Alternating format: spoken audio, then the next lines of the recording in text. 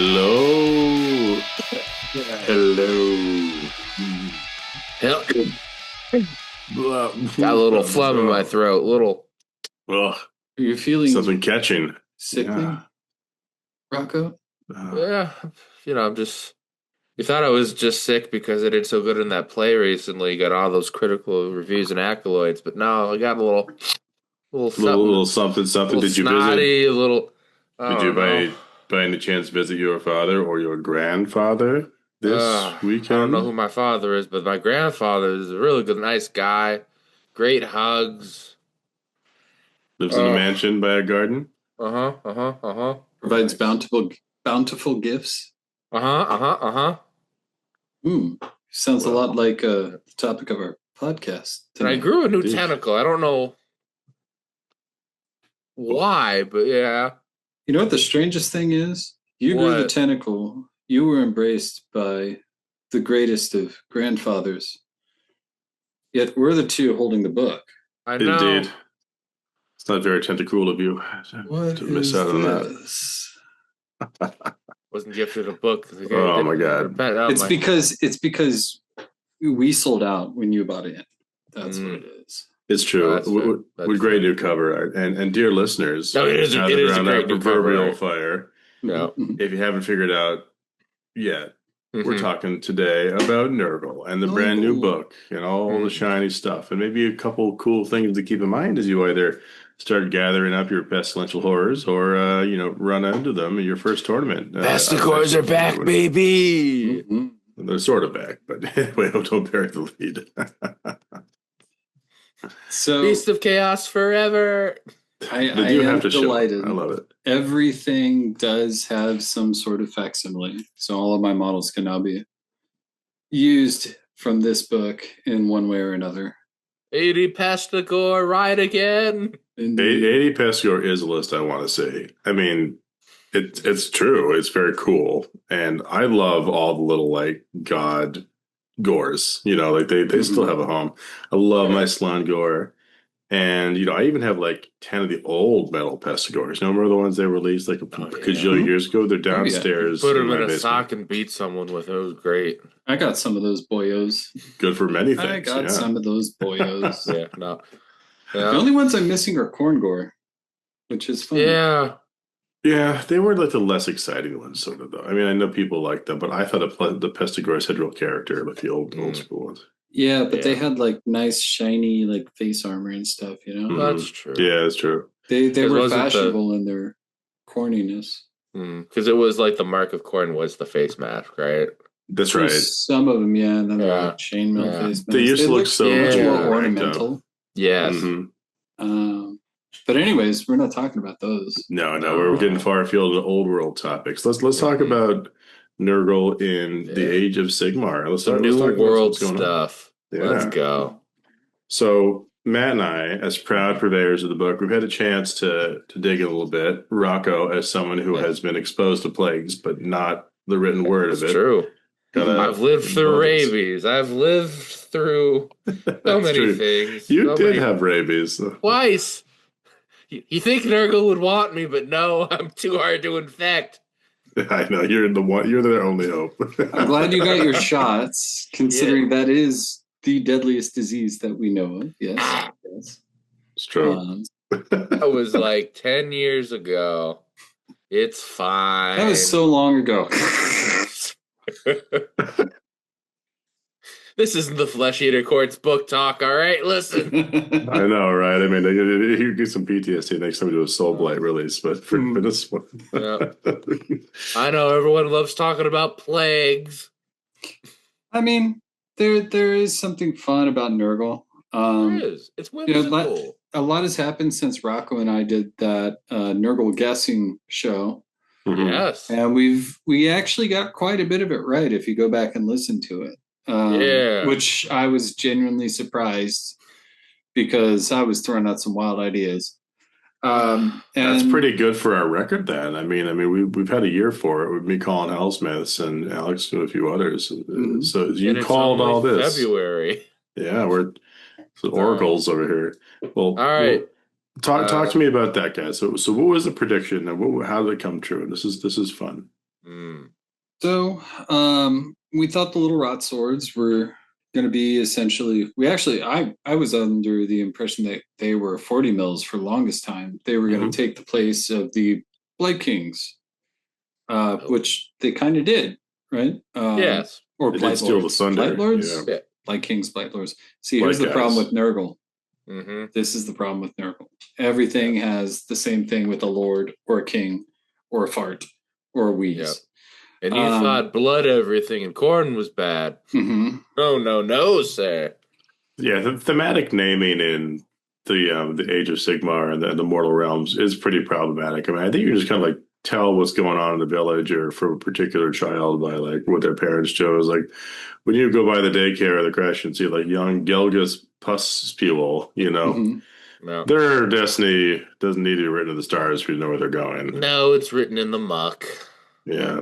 So back to what we thought the rot swords were going to be. They did turn out to be N32, so I was wrong about that. But they did take the place of what the Blight Kings were. Yeah. Which is I'm going to stand on this objective. You're going to try and wear me down. I'm going to slowly kick your ass, right? Mm-hmm. Whereas the Blight Kings took on a completely new role. Alex swears by him now. He says they're the best unit in the game for the cost. Okay. I'm still trying to figure it out. We'll have to get him on one of the next episodes and he can truly explain it. Yeah. I know we went through it really quickly, but I don't see how they work just yet. The models are so beautiful that I want them. Oh God, yes. Do you mean the Blight Kings or the Rot Swords? The Blight Kings. The Rot Swords are basically Blight Kings on smaller bases. Yeah, kind of like both. But yeah. And they have a smaller wound count, less attacks, but they're there doing essentially the same thing. They have the same role, right? I'm a large immovable block with a 3+ save that, and so like, was happy to see that happen. Blight Kings, no idea. We had no idea what they were going to do. This is the one that I whiffed. I don't know if you remember, Rocco. I remember like a 5-up save. Like their save got worse, but they got more damage. Their save got worse, and they didn't get more damage. Actually, their damage. They're anti-priest and anti-wizard. So they're like anti-character in an odd character assassins. Okay, yeah, and not. I don't know, like an oblique character assassin. They're not anti-hero or something, which is more broad. It's just anti-priest, anti-wizard, and there are really like overlap priest-wizards. So you're really just talking about Ren 2. I do think, I mean, just jumping around, right? Because we're talking about the Blight Kings. They were such a mainstay. Like prior to this, it was like, who were your infantry? Your big guys. I mean, I know, friends of the channel who had like whole hordes of them just those guys, because they were, I know I'm waiting for you too. When they used to be able to run and charge from the trees, and you could auto run them, and it was and then they were the anvil. That was a kind of a sticky killer, and eventually you kind of wear you down. And now through the plague, just the plague. Now I'm just not sure how to think about them. I mean, I know we're just skipping ahead of this scroll, and I'll talk about all the context around it. But to be fair, Alex probably has a vision, and I think there probably are some tricks here. But on the face of it, I know that from the rumor mill, people were somewhat disappointed because maybe it's a role switch, but it's not one that jumps out as oh yeah, they're great here now. They have 3 health, 4-inch move, a 5-up save, and 1 control with a 6-up board. So a 5-up, 6-up, and 3 health. That's squishier than old Beastman. Very much so. I mean, good wound density. That feels like a Tzeentch profile. Well, so we have to take into account that they're light infantry, right? They're a light infantry save. They're actually better than a light infantry save with the 6+ shrug, right? Exactly. And there might be ways to manipulate that. How quickly does that go down if it's caught out in the open?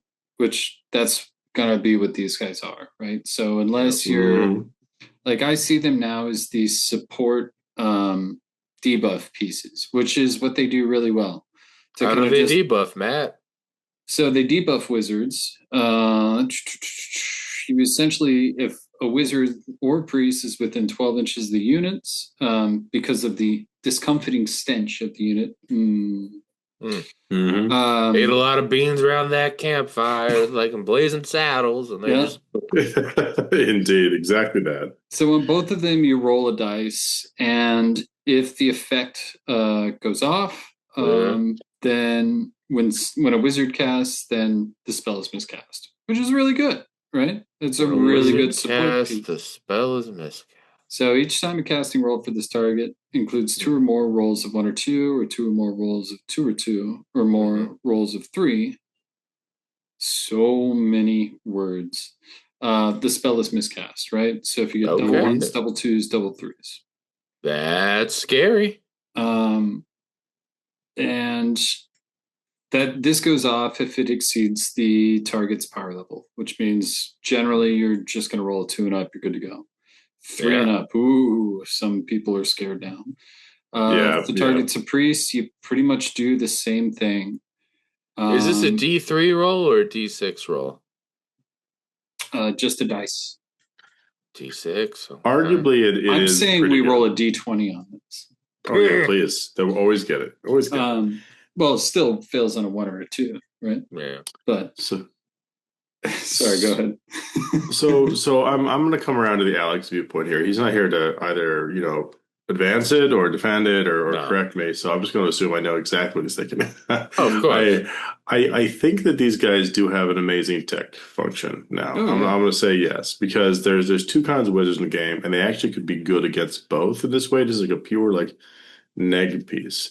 Because they're the ones who skulk in the back and they just want to sit there and they want to basically say, hey, I'm going to cast my spells. I need to have my little pristine cast, have fun. And then there's the ones who are like going to get up in your face because they kind of have a multi-role. They're like I'm a big fighty killer monster magic spider. I'm riding a dragon. Yep. I'm Eric. Right? I am whatever, one of the Mortarks or something. I'm a terror guy. I'm on a murder group. Exactly. We're going out there. So what I like about this unit, just thinking about it, is depending on the cost, and I guess the cost is real low, you get crazy wound density or moderate wound density for unreinforced or reinforced unit. We're talking 15 or 30, right? If you have 10 of these guys. Yeah. And if you want to have a situation where you're just dealing with more front face wizards, put them in the middle, skulk them in the trees. They're a cheap, like as you kind of call them, Matt, light skirmisher unit. They go up there, they go within 12. They do their thing, they shut down the magic. Let me pull it more to come, Rocco. Well, Matt's pulling that up. Okay.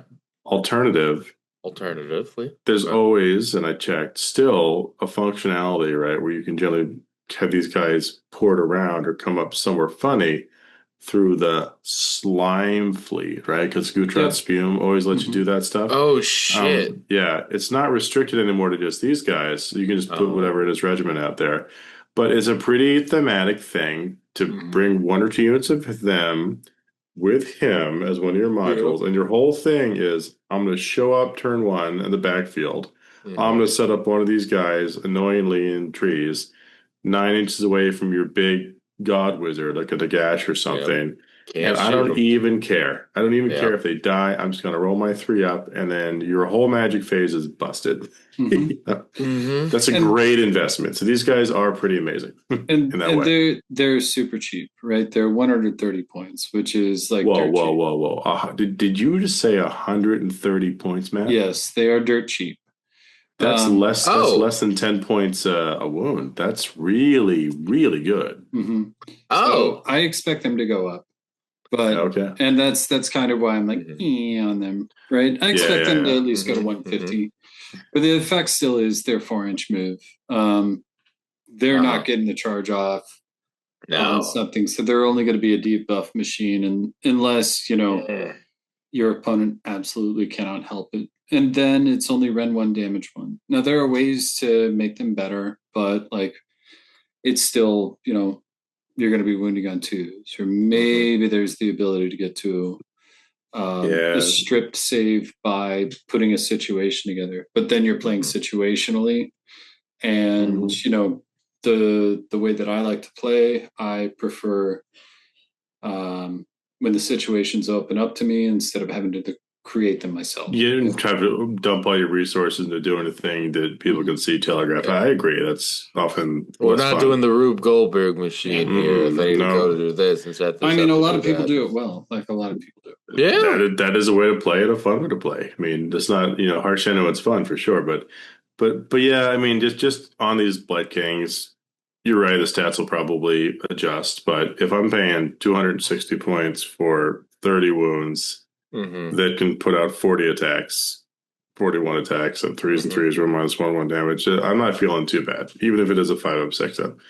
Okay, and you're but messing before up wizards, you're messing up Tzeentch, you're messing up LRL, you're messing up. If Fire Slayers stay popular in Mexico, these boys are going to be having a great time. Any key wizard piece has like an important spell, like certainly good against. But yeah, any model, sorry, any army which is a linchpin wizard that just has a 2, 4, 6 casts they have to do. Well, and again, Slan. It really comes down to their dice rolls. So it's something that you can't really control, right? You can make them nervous about it. You can potentially like force their moves. But when it comes down to it, it's not really in your control to be able to shut them off, right? That's true. So it really comes down to dice rolls, which for me is where I always get iffy, because if it's going to be 2 rolls of 3, that's the only one that I really see happening. How often do you see somebody roll 2 rolls of 2? Yeah, it's true. So like to me, I get it. I get the utility. I don't think they're the most amazing unit. I honestly think I would love to take one of them and a unit of rot swords for the dual utility that both have, as like either a 1 piece or 2 blobs of them. And that's a good chunk of your army that's also survivable, and you can choose to shut people down in a multitude of ways. So like, but let's back up. We'll get to why I think the rot swords are a better option, even if they are just beautifully gross, chaos warriors. Apparently. Which definitely is the feel.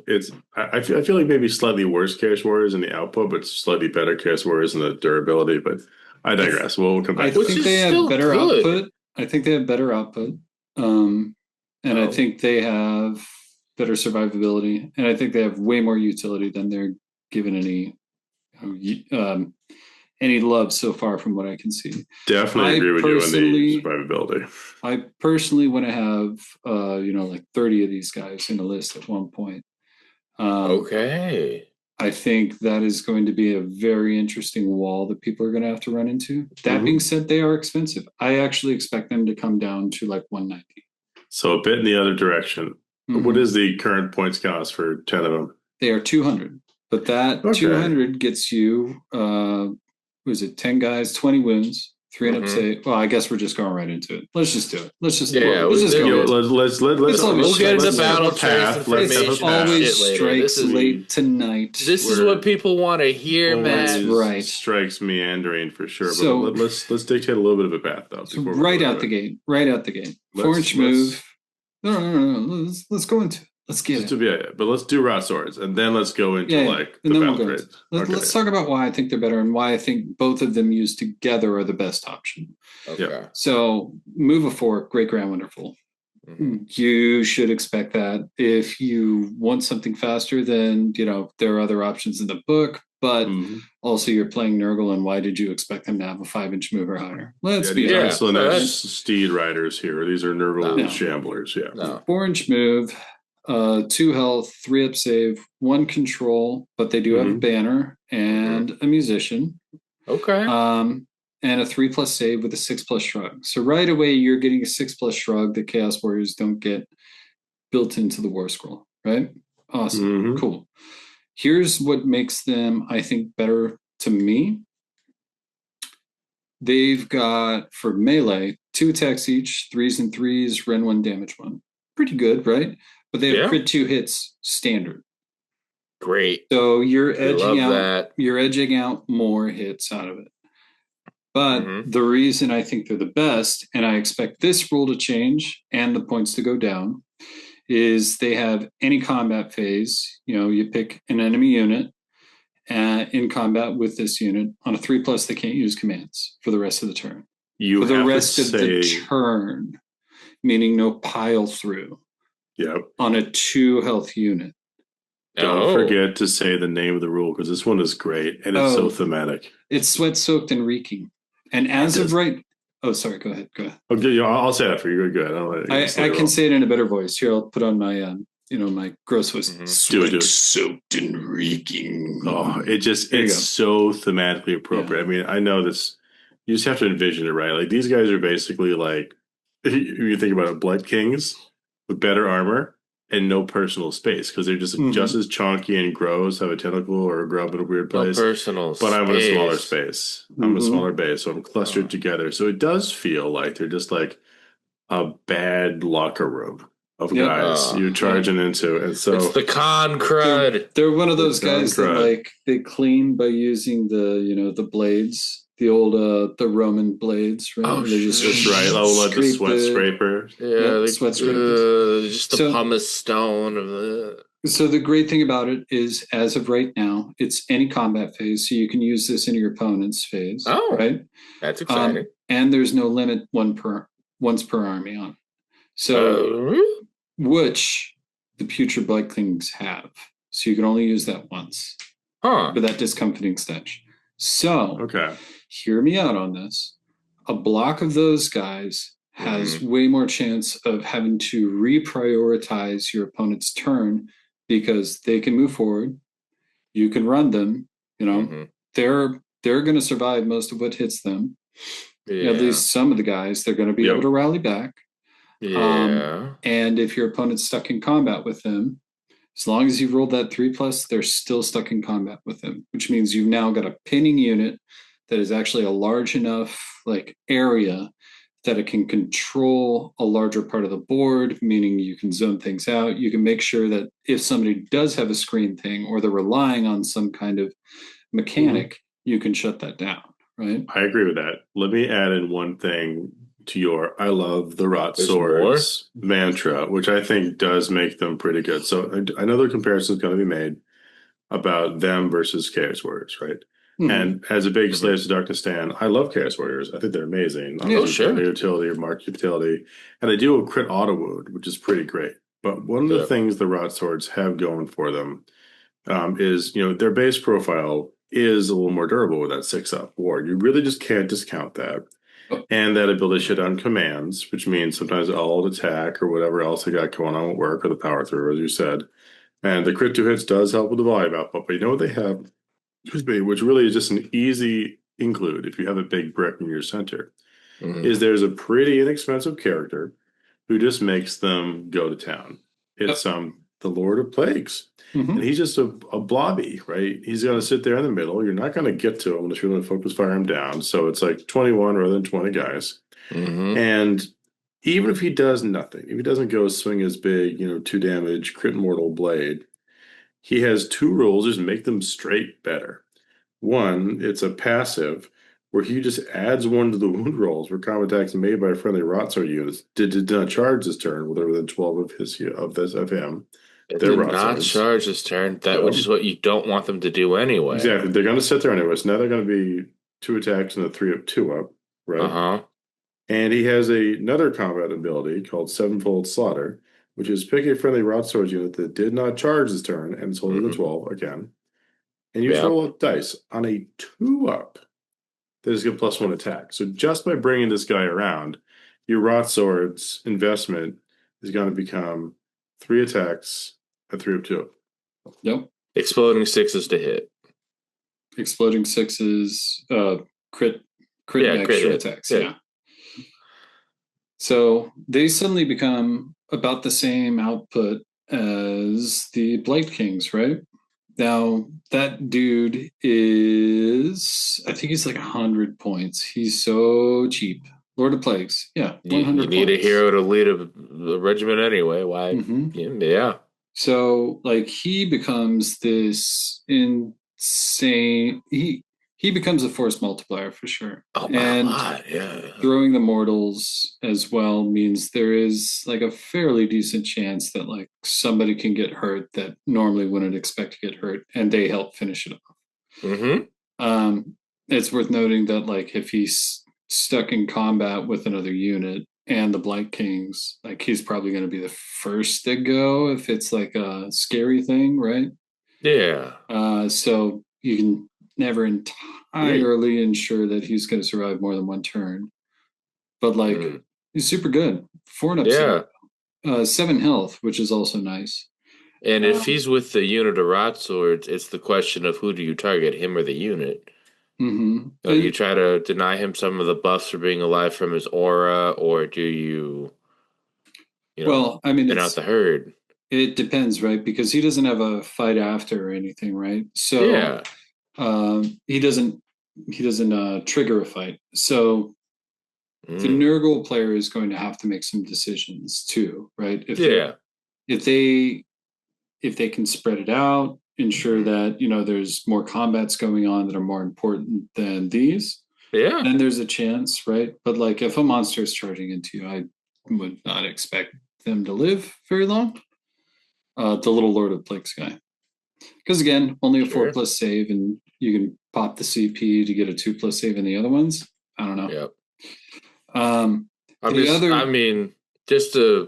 would kill him every time to get rid of his passive. Mm-hmm. But therein lies the really fun thing that you can do with the rot swords and this guy. Yeah. So that ability is 12 inches. So you can actually like full force of 6 on a run for a CP. So you've got your 10-inch move on your rot swords. And you can just roll a dice for him to run. And for the most part, you should still be within range for your front line to take a hit and him stay alive. Because it's only the friendly rot swords that didn't charge. So you could actually have them, and this goes back into that idea of like, okay, they're not going to be able to power through. Yeah. They're not stuck in your line. So they, your opponent hits your line if you're the Nurgle player. You pop that off, you mulch something down. Gardening pot, love it. Yep. You can tell who's on my mind for this talk. Shout out mulch. Mulch. Give me those shears. So like on the next turn, if that unit is still around, if it's tough enough to survive, then this guy can charge in, and suddenly you have a bunch of mortals to help you finish off the job. Rinse and repeat, or unrinse and repeat. Dirty up and dirty up. Slather up, boys and girls, and anyone else that wants to care. So like, it's filthy. So that's pretty good. I really like how those two work together, but specifically, I think the rot swords are a very familiar way to play Nurgle. So they're actually going to be probably the easier way, but they're also more dependable than the other ones ever were.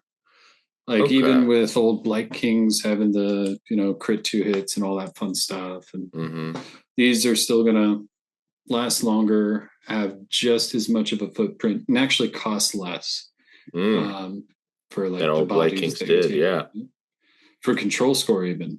Okay. So yeah, I like them. I think they're, in my opinion, probably a better battle line unit. I think future Blight Kings, the list, and granted, the list that Alex was pointing out were, like maybe 1 unit or 2 units of Blight Kings all on their own. Sure. So yeah, I still think we mix and match here. That makes sense.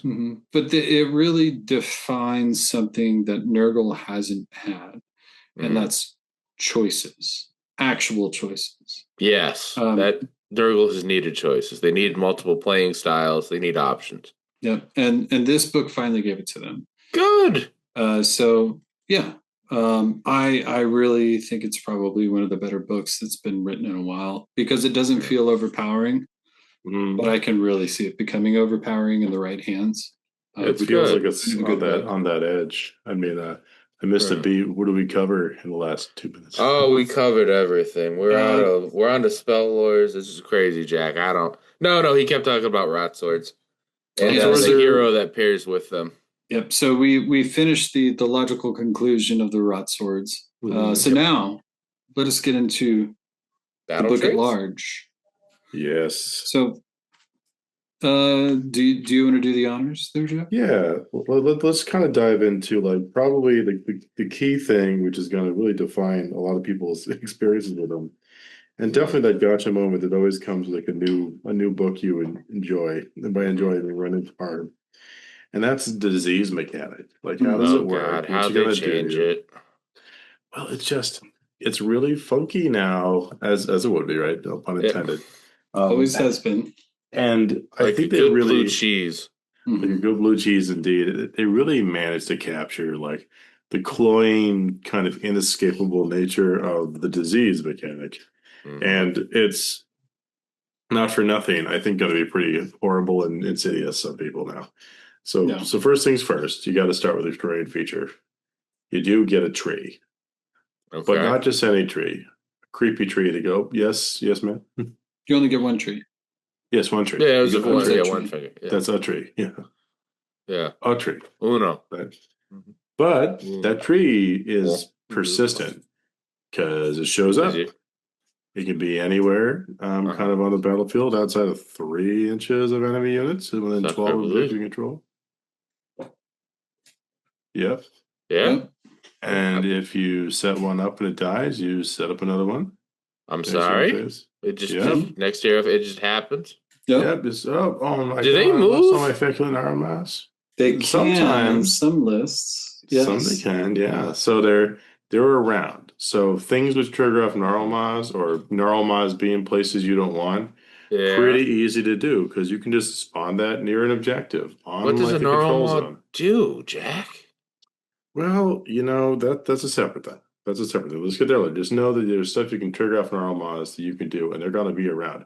One small example to whet the appetite is if you have Nurglings that die, their new mechanic is you can resummon the unit. Like get a free one back. And it can show up anywhere near a feculent Gnarlmas. So, backfield annoyance right there.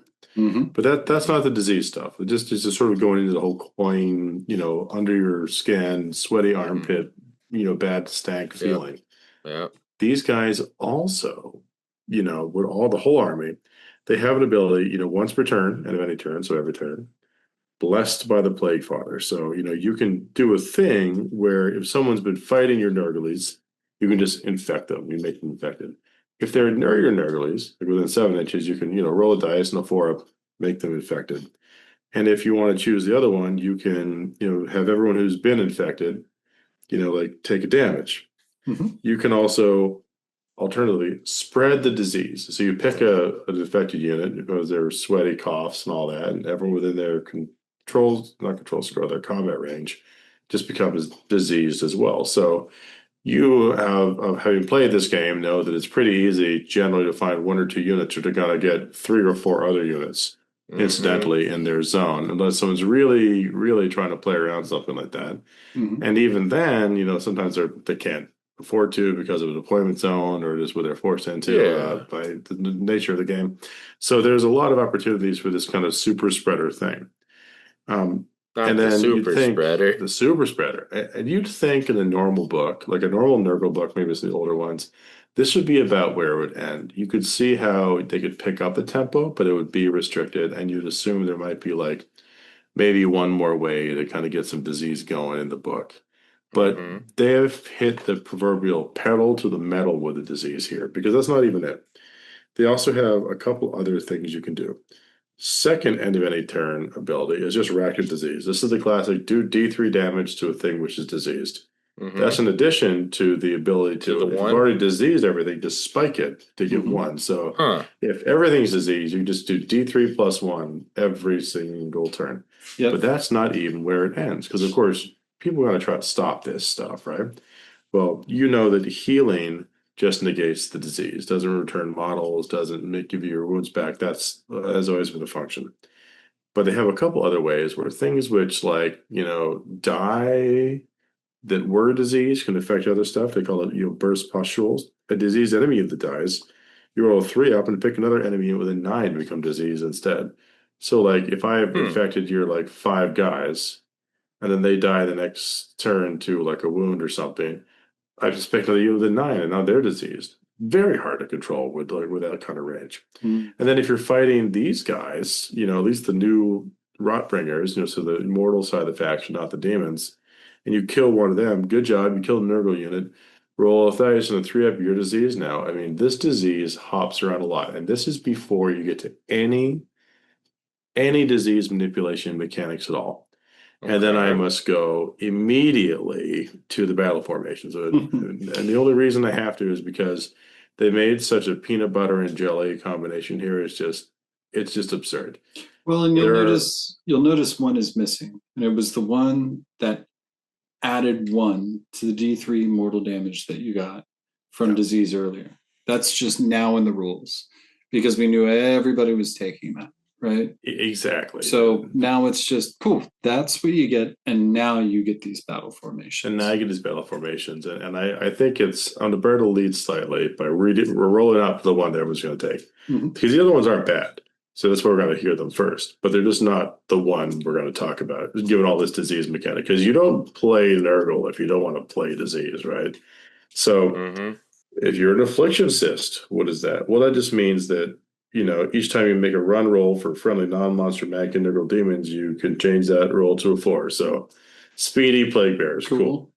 Nurgle's Menandre, Dead is in the Garden. That gives companion weapons for Magickin of Nurgle units, crit 2 hits. So, good for your... Yeah, it's fun. Little Nurgle beasties and the Maggot Lords. Cool. Yeah. Plague Cyst. Vectors of Contagion. Add 5 to the control scores of friendly non-hero Rockbringers units that are wholly within 12 of a Magickin and Nurgle demon unit. You have some demons and some Rockbringers. They're really hard to shift. Cool. These are feeling pretty standard, pretty nice to haves. And then we get to Tally Band of Nurgle. So the best way I can describe this is, what is the one thing you wish you could just do to accelerate all of this disease stuff? This gets to. Because you just pick an enemy unit at the beginning of the battle to be the plague progenitor. So anywhere, anything in their army in the deployment phase, and you make them the plague progenitor. So a couple things happen. Is it after deployment or before deployment? It's during the phase. During the deployment. Okay. Yeah. So you see where everything's placed and you use the ability. And not for nothing, it's almost a failsafe because you roll 2d3. And as long as the combination of this equals or exceeds, I think, the health characteristic. So literally almost any infantry of the game, unless it's like a 3-wound, army of Ardboys or something, you're just going to get automatically. You pick the unit, it's the plague progenitor, it's disease.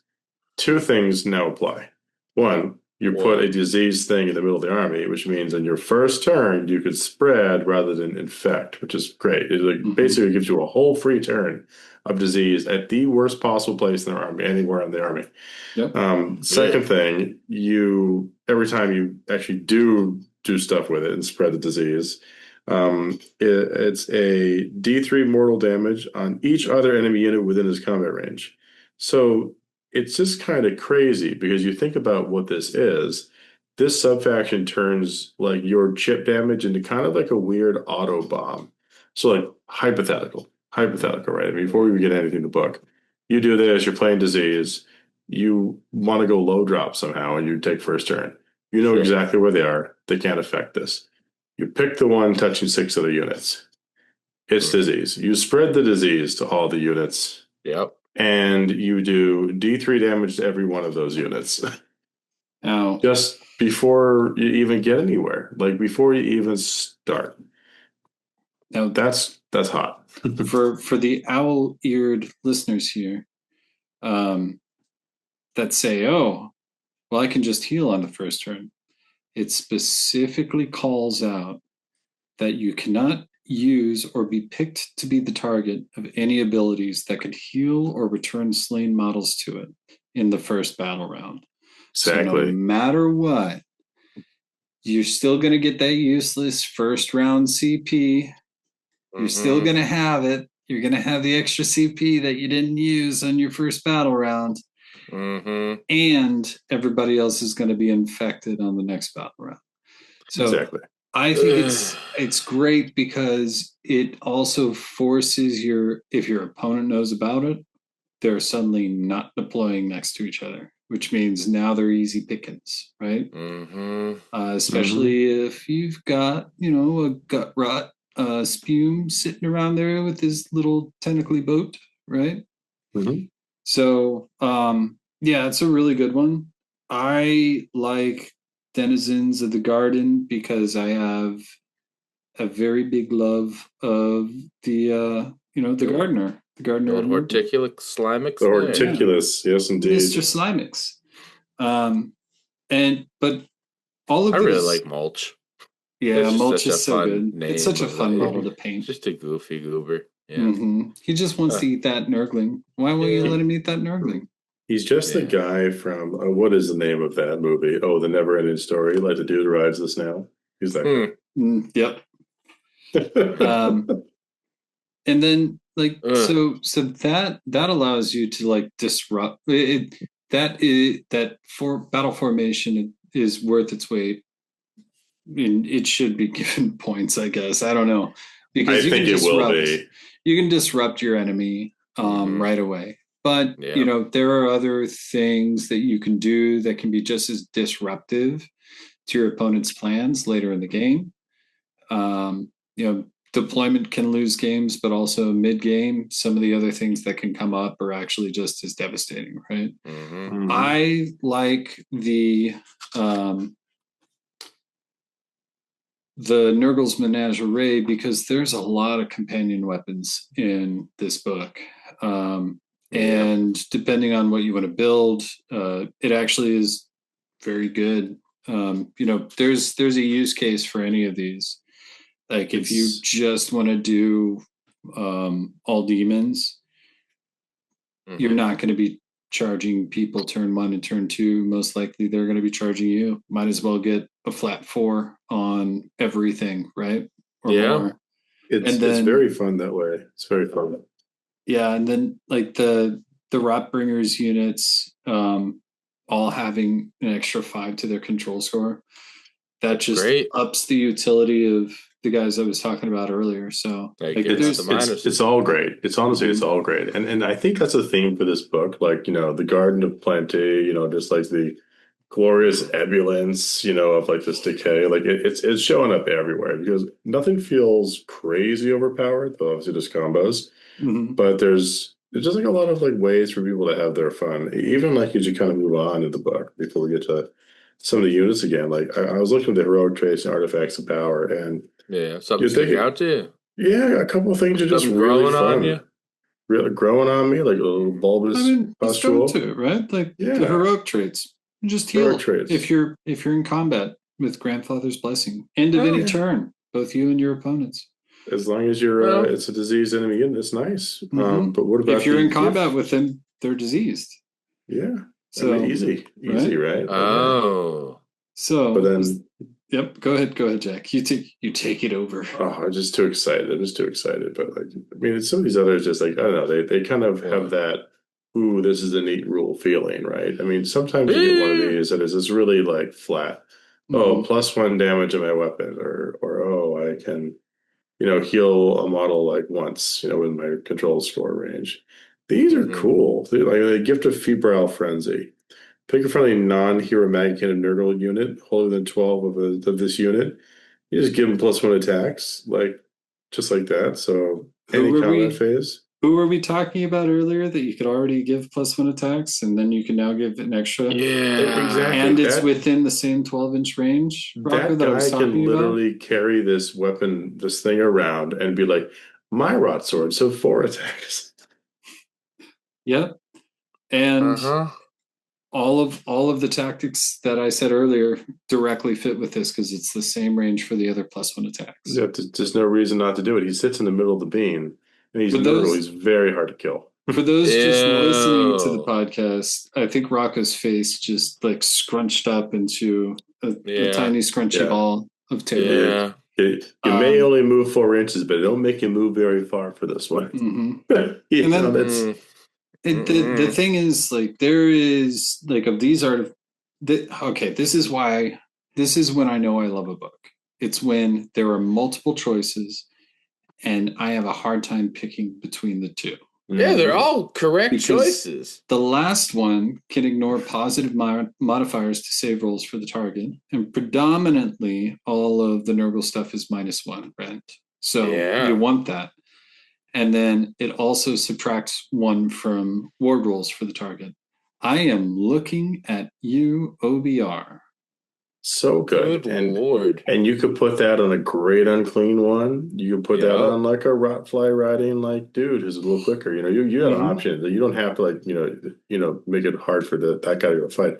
That's just cool. And granted, is a combat great unclean one still viable? Yes, they're good. I think they have interesting uses.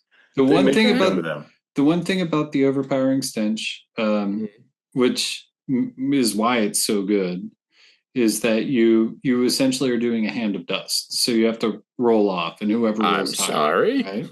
Yep. Mm-hmm. Whoever rolls higher, you pick one of those 2 effects. So you can either ignore positive modifiers or you can subtract 1 from ward rolls. Now your opponent could probably pick it, but it's still going to suck for them. Yeah. So like if you're guiding this well, you're going to be in the thick of it, and you get to choose most likely. If your dice roll okay, and there's nothing wrong with that, guys, and there's the gifts keep on coming. Grandpa does gifts keep on coming. So that's the heroic traits. I mean, there's already a smorgasbord there compared to what some books have. Certain books I am familiar with, but then you have artifacts of power, and these are cool too. I mean, first of all, 2 great choices. I'd say I'll start with the one I think is maybe not as exciting, but it's still good. There's a carrion dirge thing where once per battle, you can just pick 3 enemy units within 18 inches and subtract 5 their control scores, which isn't that flashy, but could single-handedly win you games from a safe position. Yeah. What? Or even an unsafe position, right? So, like if you like playing... Oh, go ahead, Rocco. No, you're right. That just flips the whole thing of a late game. Everyone's down to a few models. You're trying to grab... You just send one little fucking nurgling base up over there. If you like playing flies as well, this is your mid to late game. Like, cool, I'm going to swing this turn. Totally amazing. And obviously, that likes battle tactics and things like whatever it is. It's within. It's not wholly within. That's the big thing. So all you have to do is just stretch out a little cav base when they already have 2-inch coherency. Mm-hmm. Right. So all you have to do is stick your little guy in the center of the board. I assume that you're choosing battle tactics that already have center of the board because you're playing Nurgle. Yep, you should. But I think it's a really good like turn swinging artifact. It is once per battle, which means I like it less, like you, Jack. Yeah. I mean, it's definitely the 3rd place of 3, but it's still great, right? You're saying. Yeah, and again, if it's a close game and you need to win out on primary, and you pop this, all of a sudden you just had an instant win button. Even not just primary, if it's one of those things you need to control, like terrain features, either battle tactic or something, it just it helps you immensely. So that's good. But it's again like great for scouting force, especially if you're using flies that can retreat and still do all their stuff. I like it.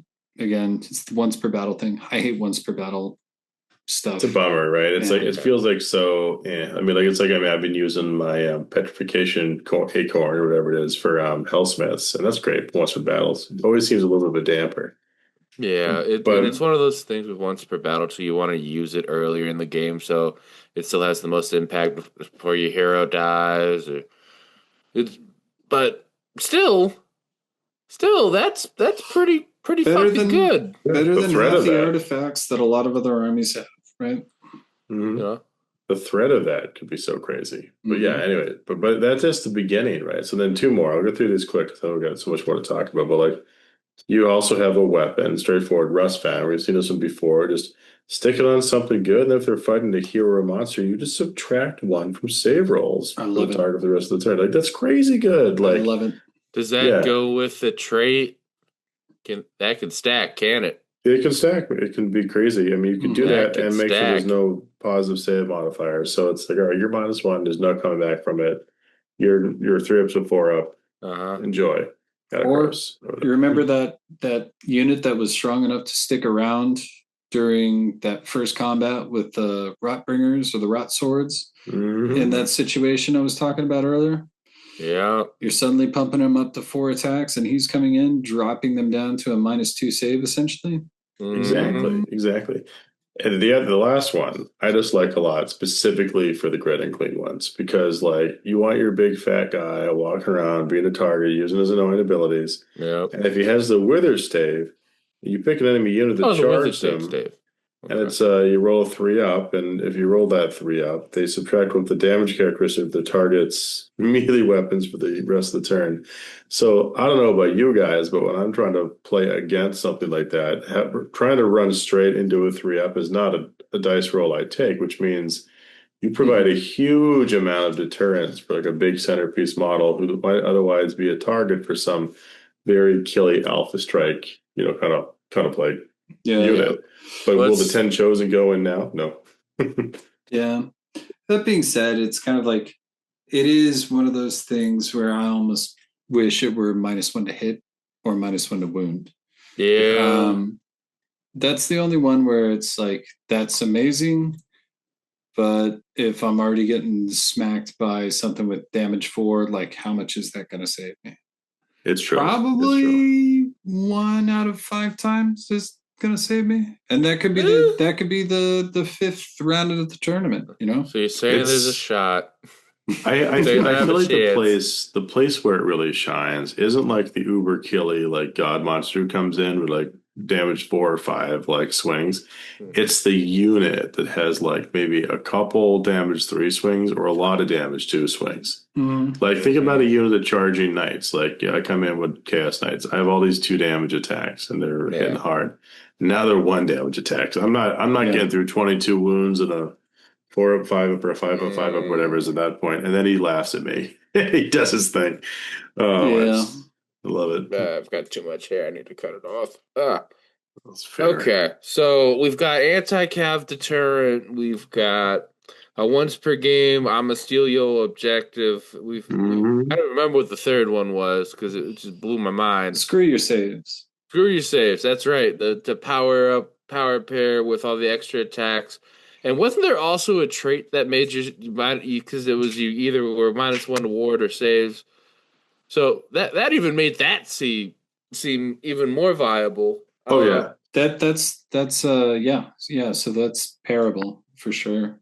So then we have the gifts keeping on giving. I know there's a long slow roll to like the units. We kind of it's fucking Christmas. Go on, Jay. It's dirty Christmas. I mean. I just think like if you didn't think that kit they got was enough right there with fun stuff to do, the spell lore and the prayer lore like are pure control, and it's it's really good. I mean, the spell lore start with you get 3 winners right off the bat. One is something called Fleshy Abundance, which is fun, where it's a very easy unlimited spell. You just like point and click something within 12 inches. And that either gets a heal D3, which is always nice, or you subtract 1 from wound rolls until the start of your next turn. So you just do this to something. Unlimited spell. -1 a reword Fleshy Abundance where you're either healing your dude or making them -1 to wound. Yep. It's just great. It's super useful. It's like topping off in the rally or any regen for a big model took some damage, or it's making some unit just like obnoxiously hard to hurt. Yeah. Oh, and it's obnoxious. Yeah, go on. Yeah, all of it is. The second one, Crippling Despair.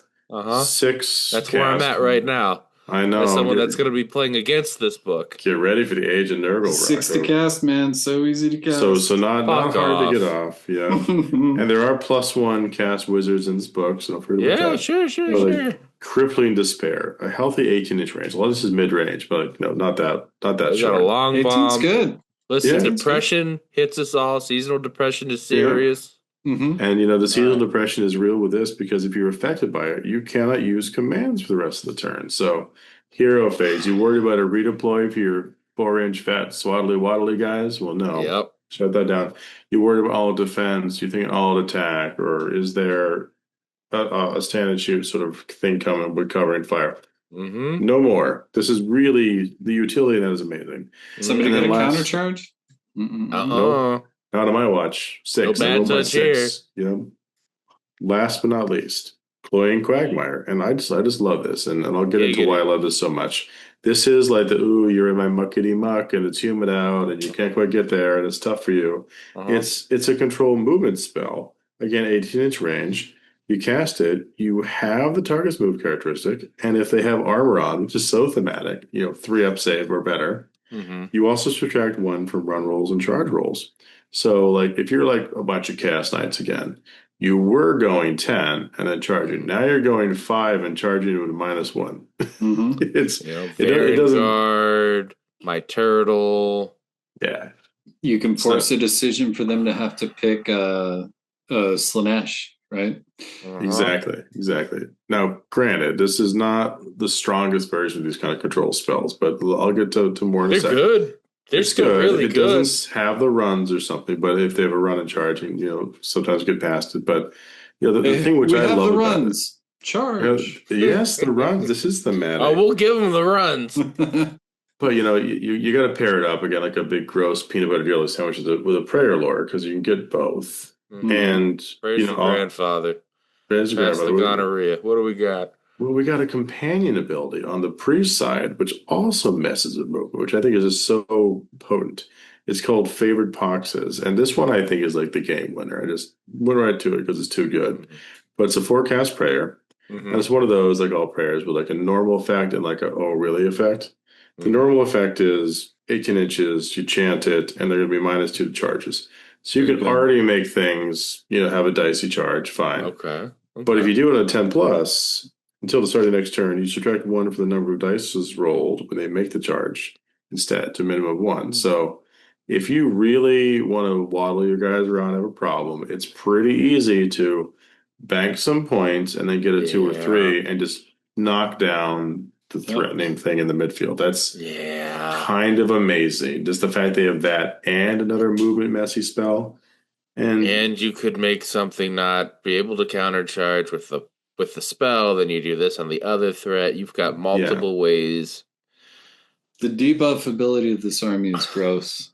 It's really something. And I'm not even what a control army, man. Yeah. It's just You can, I guess the other one is you have another gift of disease where you can subtract 1 from wound rolls for attacks with enemy units while they're in combat with the chanter. So if you're fighting the chanter, you can do that, and you give them, I think, disease if you're +10. So and that works really well with the cavalry heroes.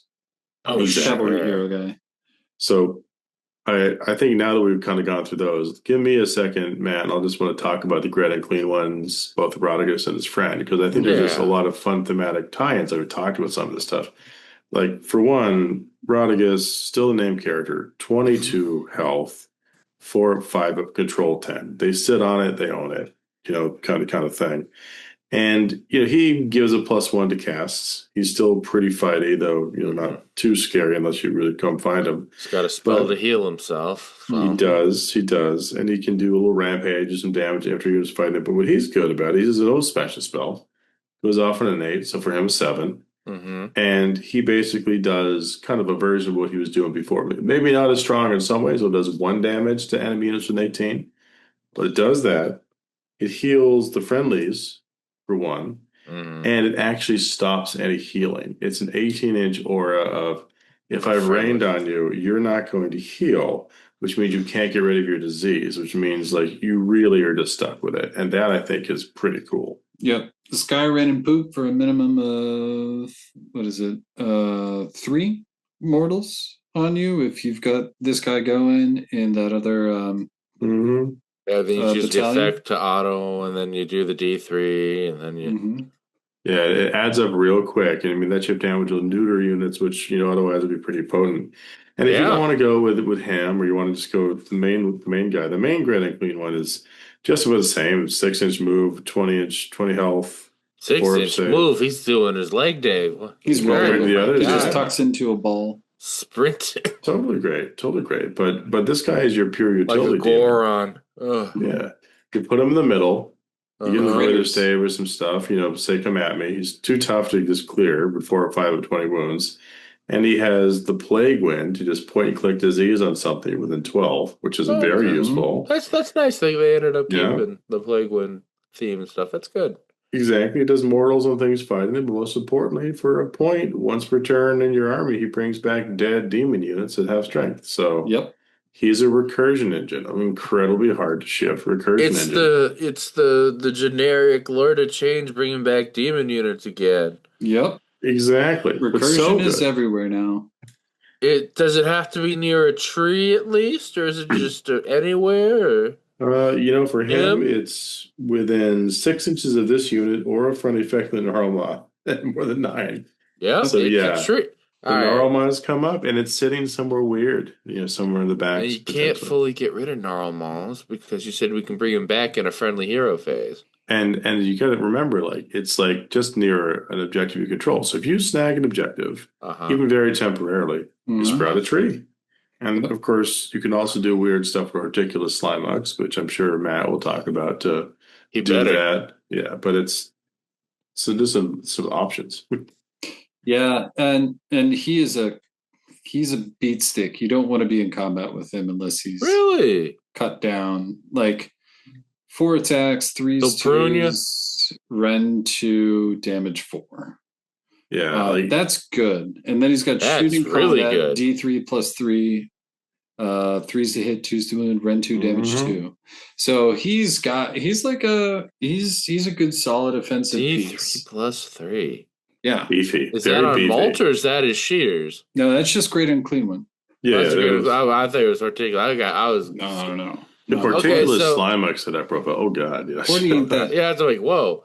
All right, so that's the generic Great Unclean. So Combat Great Unclean One is really viable. It's really viable. It is. He's control 5 too. He's chunky enough to sit on stuff, and I think what's great about that model is they've given him a kit that makes you want to come to him to erase the things he's doing. Yeah, and you play it into his hands. Yep, and his base is actually big enough too that he commands enough of an objective that if you're going to charge at him, you better make sure you get everybody in.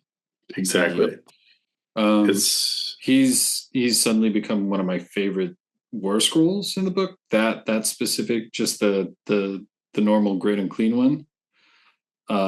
Yeah, he's amazing. So fun. And 6-inch move is so weird though. Compared to the 4 inches, he's big, but thematically he's just great. Okay, so now we talked about the Great and Clean One. We got to talk about some of his buddies, right? Because if you're going to play demons, sometimes it comes up. Who's he bringing back? Well, you know him, you love him, you hate him, or you just tolerate them. The Plague Bearers, they're fun. I mean, they're not crazy overpowered or something, but they're fun. They got the why don't you take this one, Matt? I've been talking too much. I think they're good. I think the Plague Bearers are actually good. Okay. So we just need good. We just need a cheap, chaffy infantry, right? So we have that in abundance, fleshy abundance. So the thing about the Plague Bearers is they're nerfed compared to any other demon that we see, right? And that's because on their own they need to be affordable. They're gonna cause disease with whatever they're in, so they're going to throw mortals there. They have 2 health, a 4-inch move, 6+ save, control 1. They do have a standard bearer and a musician though, and a 5+ shrug. So a little bit more survivable than just normal average chaffer. Yep. And the cool thing that they have is if you get it on an objective, you subtract 1 from all hit rolls for attacks that target this unit while it's contesting. So happy they brought back a -1 to hit a Plague Bear. I'm so thrilled. The other version was lame than before. It was too conditional. Oh, you shoot them, whatever. No, this is good. This is really good. These guys are gross. But the best part is they have crit mortals. Oh, that is good. So they only have 1 attack, and it's 4s and 3s, so you don't really have to worry about any of the the fun stuff. I don't even think they have rend. Yeah, they don't even have rend. You don't really care. You say they're just swinging those old disease scalpel blades, old scissor halves, that shit, whatever. I got 20 wounds. I got 20 wounds for 130 points with a 5-up shrug that can throw mortals at you. Okay, great. They're not going to do much. They'll sit on here. They'll be hard to hit. Well, if you had the Poxbringer, suddenly they have 2 attacks each on that blob. And he fights, and they fight. And they gain +1 attack. So they suddenly become pretty decent. He also crits mortals as well. And 130 for 10 is really, really cheap. It's a nice combo, right? Just sit there. It.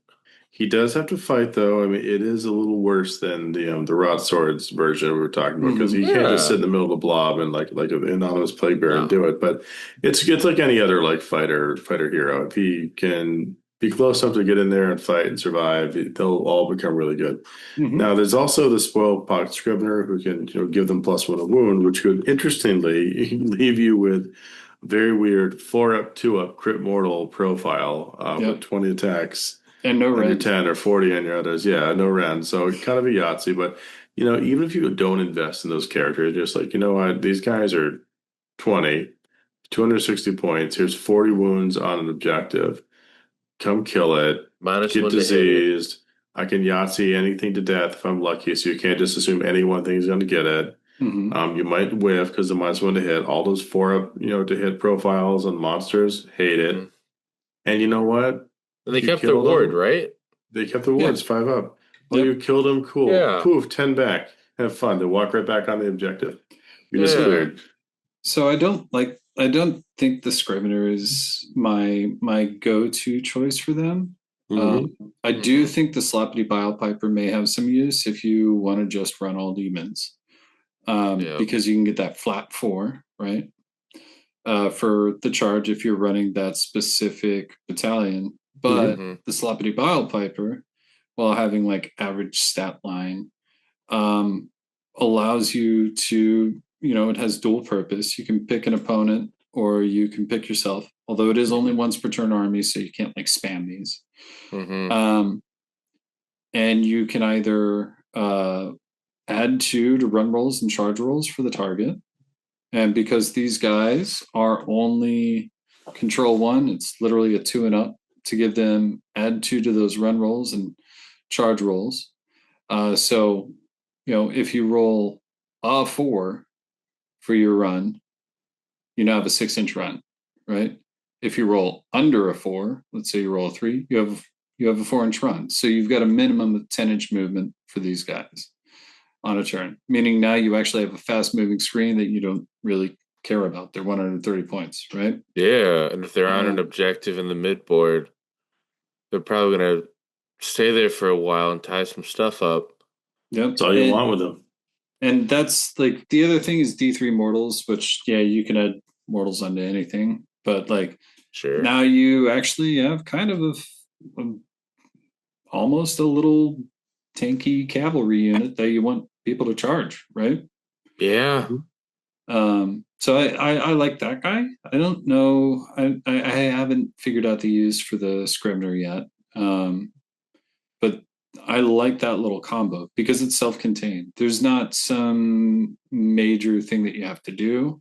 Yeah. But if you have 3 of those guys and a doubled up block of plague bearers, it's going to be a decent chunk of points, but like, good luck shifting them. And then it's fair. It's very fair. Like if you combo those in with a great unclean one, suddenly they're coming back at half strength. So that's 20 more wounds coming back. Yeah. That just seems like the most fun, like the basic combo. Like, even if you didn't get any of the new stuff and just have a bunch of demons, right? I mean, that's really having points blocks, efficient. Yeah. Oh, here's my great unclean one. Oh, you're super diseased. Good luck clearing it. Oh, and here's my guys. Have fun. And just it's a very solid foundation for the sort of stuff to be like, all right, I'm already doing the Nurgle thing. Yeah. I don't have to buy every new kit. You can hold your backfield with that. You can hold your midfield. You can make a flank just completely go, ugh, really? Right? They have a lot of use, especially if you want to lean into them. That's true. But guys, we should figure out which units we want to focus on and talk about. I realize we've been Nurglings. at this for a while, and there's so many scrolls. We probably can't read them all. The people yearn for the Nurgling. Everybody loves Nurglings. I don't know if I'll ever figure out how to use Nurglings correctly. They still have the 4-inch move. They have the 4 health. They have a 6+ save, 5-up shrug, which is nice.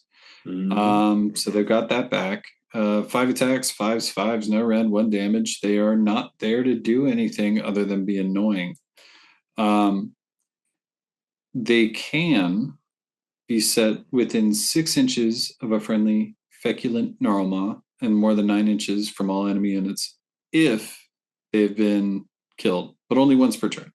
So interesting difference from the old version, right? Because the old version was heal fully the base that didn't quite die. In addition to having like the 5-up shrug and all that kind of stuff. But I don't know. I think Nurglings really just are in there where they're being weird and annoying underfoot. Like I know that Regiment Renown is perfect that way. They pop out at inconvenient places. But even this version, like with the endless swarm ability, they're somewhere annoying. They die. And then they come back somewhere even more annoying. And even if you have 1 Feculent Gnarlmaw on the field, like that could be midfield in a weird spot where if you've left the objective, Nurglings now steal the objective, and now you can't leave the tree alone. That's perfect. Or if you have the Horticulus thing going on, not to steal the thunder, that guy can like roll up like on his speedboat and just drop a tree within 12 inches, which is kind of his whole thing. I mean, a speedboat only goes 4 inches. Okay, but still 16-inch tree drop, threat range. Or if you run him, he doesn't have to like, you could go 10 inches and do it. Like you basically can drop a second tree wherever you want. And we'll get into him in just a sec. I think for me right now, I don't think Nurglings are worth the 100 points when I can get a unit of Plague Bearers for 130. Right? It's a fair point. It's a very fair point. I think they probably need to come down to 80 points, and then I'll be like, oh, these are suddenly very good. Or I'll run into somebody who actually knows how to use them. I admittedly have never been able to make them work. But I've had even Miles, when he was playing Nurgle for a small amount of time, was able to just completely mess me up with stupid Nurglings. I think their weakness are how you get them in there, though, Matt. Like, I mean, I know that every time I have like a Nurgling thought recently, it's coming off of having them like, spill out of some Therodons, like, bad lunch guts, and being the best possible placement. But when you're playing them in this army, they're 4-inch move and they don't go anywhere unless you're using like Gutrot's PM. So it's kind of tough. I mean, I think you can use them with like. One of the cool things that they can be used with is Morbidex, and that that will allow them to count as more than 1 for their control score, which means then you actually have the ability to like swarm something, right? With a couple of reinforced units, which I think you can do. I honestly have not ended up putting them in any lists. But I think they're also probably they have the most ability for use in a list with Horty, who I'm gonna talk about now. My grumpy gardener, Horty, my favorite man on his mulch. Horticulus is probably my favorite toolkit or like Batman belt unit in this army. He has 8 health. It's kind of normal for Nurgle. 4-inch move, 4-up save, 5-up shrug, only control 2. He is essentially like a hero guy, but he counts as cavalry, so anti-infantry is not going to hurt him as much. Somebody's going to have to get anti-cav, which it's harder to find, right? So there's fairly decent chance you're going to get your 3-and-up save if you all that defense with him. His lopping shears are okay. This guy's not a beat stick. 3 attacks, 3s and 3s, rend 1, damage 2. His companion, which can auto crit in the battalion that I like. Let's go mulch. 4 attacks, 4s and 3s, -1 rend, D3 damage. That's always fun. But his real like Batman belt abilities are his ability to set up an extra feculent gnarl on the battlefield.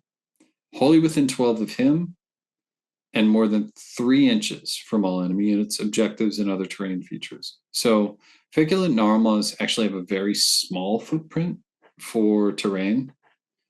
So it's actually really easy to just kind of get it where you need it and then use it as a summoning piece later on if you expect that unit of plague bearers to die, right? Or if you're going like me and using his next ability of Beast Handler, which is you pick a friendly Beast and Nurgle unit that's been destroyed. On a 3 and up, you set it wholly within 12 of this unit and more than 9 inches from all enemy units. So you can now start spacing out all of this fun stuff, right? Absolutely. And go ahead. You go ahead, Matt. I'll let my fire. And then his last one is you can pick up a friendly Gnarlmaw and remove it from the battlefield, set it up again wholly within 12, and again more than 3 inches from all enemy units, objectives, and other terrain features. So that means you're able to move your spawning, you're able to redeploy, you have a larger threat range for anything coming back if you have a great and clean one. Mm-hmm. It's very good. And I love this unit. You know, I think it's pretty cool, but what I think is a good thing to sort of segue off of that, and this is where I was kind of going with my thinking here, Matt, is people are probably asking, and our listeners out here, well, okay, cool, whatever. So there's a couple of things you described that these feculent Gnarlmaws can do, and this guy can drop them around. He's a gardener. They can pop up annoyingly anyway. Mm-hmm. What do I really got to worry about? Let's ignore these things. Why shouldn't I? And I think that's maybe a good thing to get into. And for one, these weird little trees, 7 wounds and 5 up save with a 5 up ward. So pretty killable, but they come back. Mm-hmm. They can fight you 4 attacks and 4 up, 3 up, 1, run 1 D3. So they can be weirdly killing. They can kill fight you now. They're mulch. They're freaking mulch. They bite you to death. It's a cough that keeps coming back and won't go away. Mm-hmm. All right. There's a better combat profile in this tree than in some independent units. Sad, say it again. What's it hit and wound on? 4 attacks. 4s and 3s. Okay. Red 1, D3. Like, it's not 1 damage, it's D3. Like, this thing could Yahtzee 12 damage on something on a good day, but that's not even... wound's better than the most elite Deepkin elves. I know, right? So, they got to train with the tree. They learn how to do so well. It disarms you with its cuddles. But that's not even like the thing. It gives these passive buffs to the units of yours nearby for playing your Nurgles. I mean, 1 for demons is like an extra dice in your rally command, or if you're a unit, 3 extra dice. Now you have 9 or 10 dice rally and plague bearers, which is like not a thing to sneeze at unless you'd like to do that sort of thing because you're Nurgle. But if you're a Rotbringer, you get a 5 up ward save. So all those 6 up ward saves get adjusted to 5. Which means that all of a sudden your rot swords are super chalky. And, having like a little snail trail like speed guy means you can uproot your tree and drop it or whatever, wherever you need to be to get these auras to work just right. But even if you didn't have him, even if you're like, oh man, I wish that I could just be a little closer. The tree can walk. It can go 3 inches in your movement phase. So you can micro adjust these things to be just right, even on their own. And creep up on objectives. So that means it can run too, can it? No run or retreat. Oh, it can only move 3. The special ability, they thought of that. They didn't want silly running trees. Yeah. Thank God. I would have gone so anti-Lorax real quick. The sprinting tree would have been hilarious, though. So this is. I got a leaf.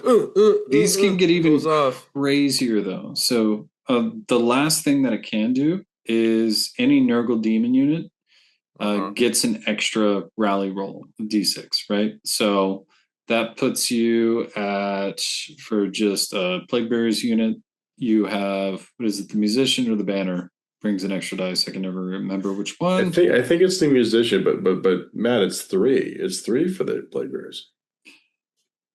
No. It's just one. It's just one. Nope. It says if that unit is a non-hero unit, you can make 3 additional rally rolls. Non-hero. Okay, well, I can't red. We know this. So then you've got. But that means 4. All the multi-wound stuff is more likely to bring models back. Mm-hmm. Only 10 dice. Got 4 extra. You got 4 dice. 4 dice there. But the secret of this, and why I think it's so good with Hordy, is that you set down that Gnarlmaw at the end of your turn, right? Mm-hmm. Let's say you set it down. You have terrain that is, fairly close to each other, right? Yeah. Let's say you're at a point in the game where you may need to, let's say you get the double. You're down. Things are going badly. You set it down because Hordy's all out on his lonesome. Mm-hmm. And your opponent only has this infantry with this, 6+ move, and they can only funnel through that area, right? Speed elf. Odd choice, but okay, I'm following you. At the end of your turn, when you set down this Gnarlmaw, it's 3 inches away. You can move 3 inches and close that gap using the terrain. Because it's unstable. So they can't land on it. They can't go over it. They're going to have to go around it. So it becomes even more of like one of those, screw you, this is my board, not yours. With so it's stable, is it? Yeah. So Hordy is my fave. Yeah.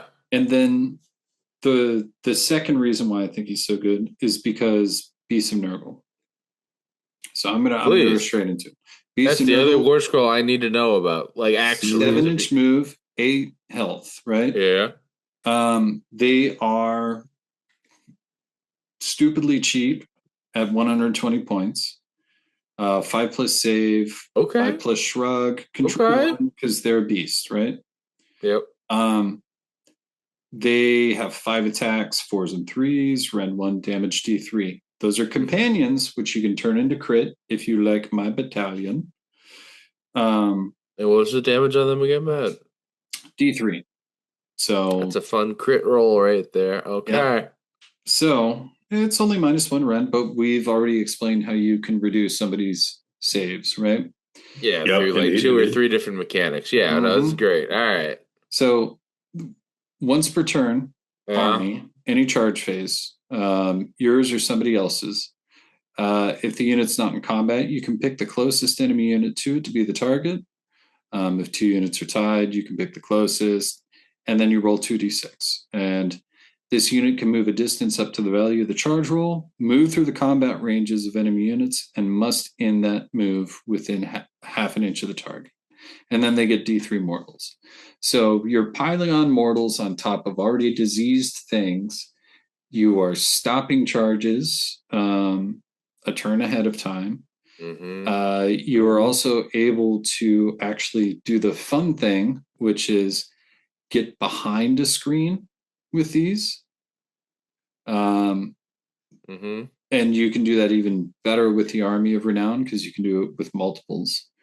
But for the purposes of this, you can get this behind a screen, and this is going to eat a character alive, right?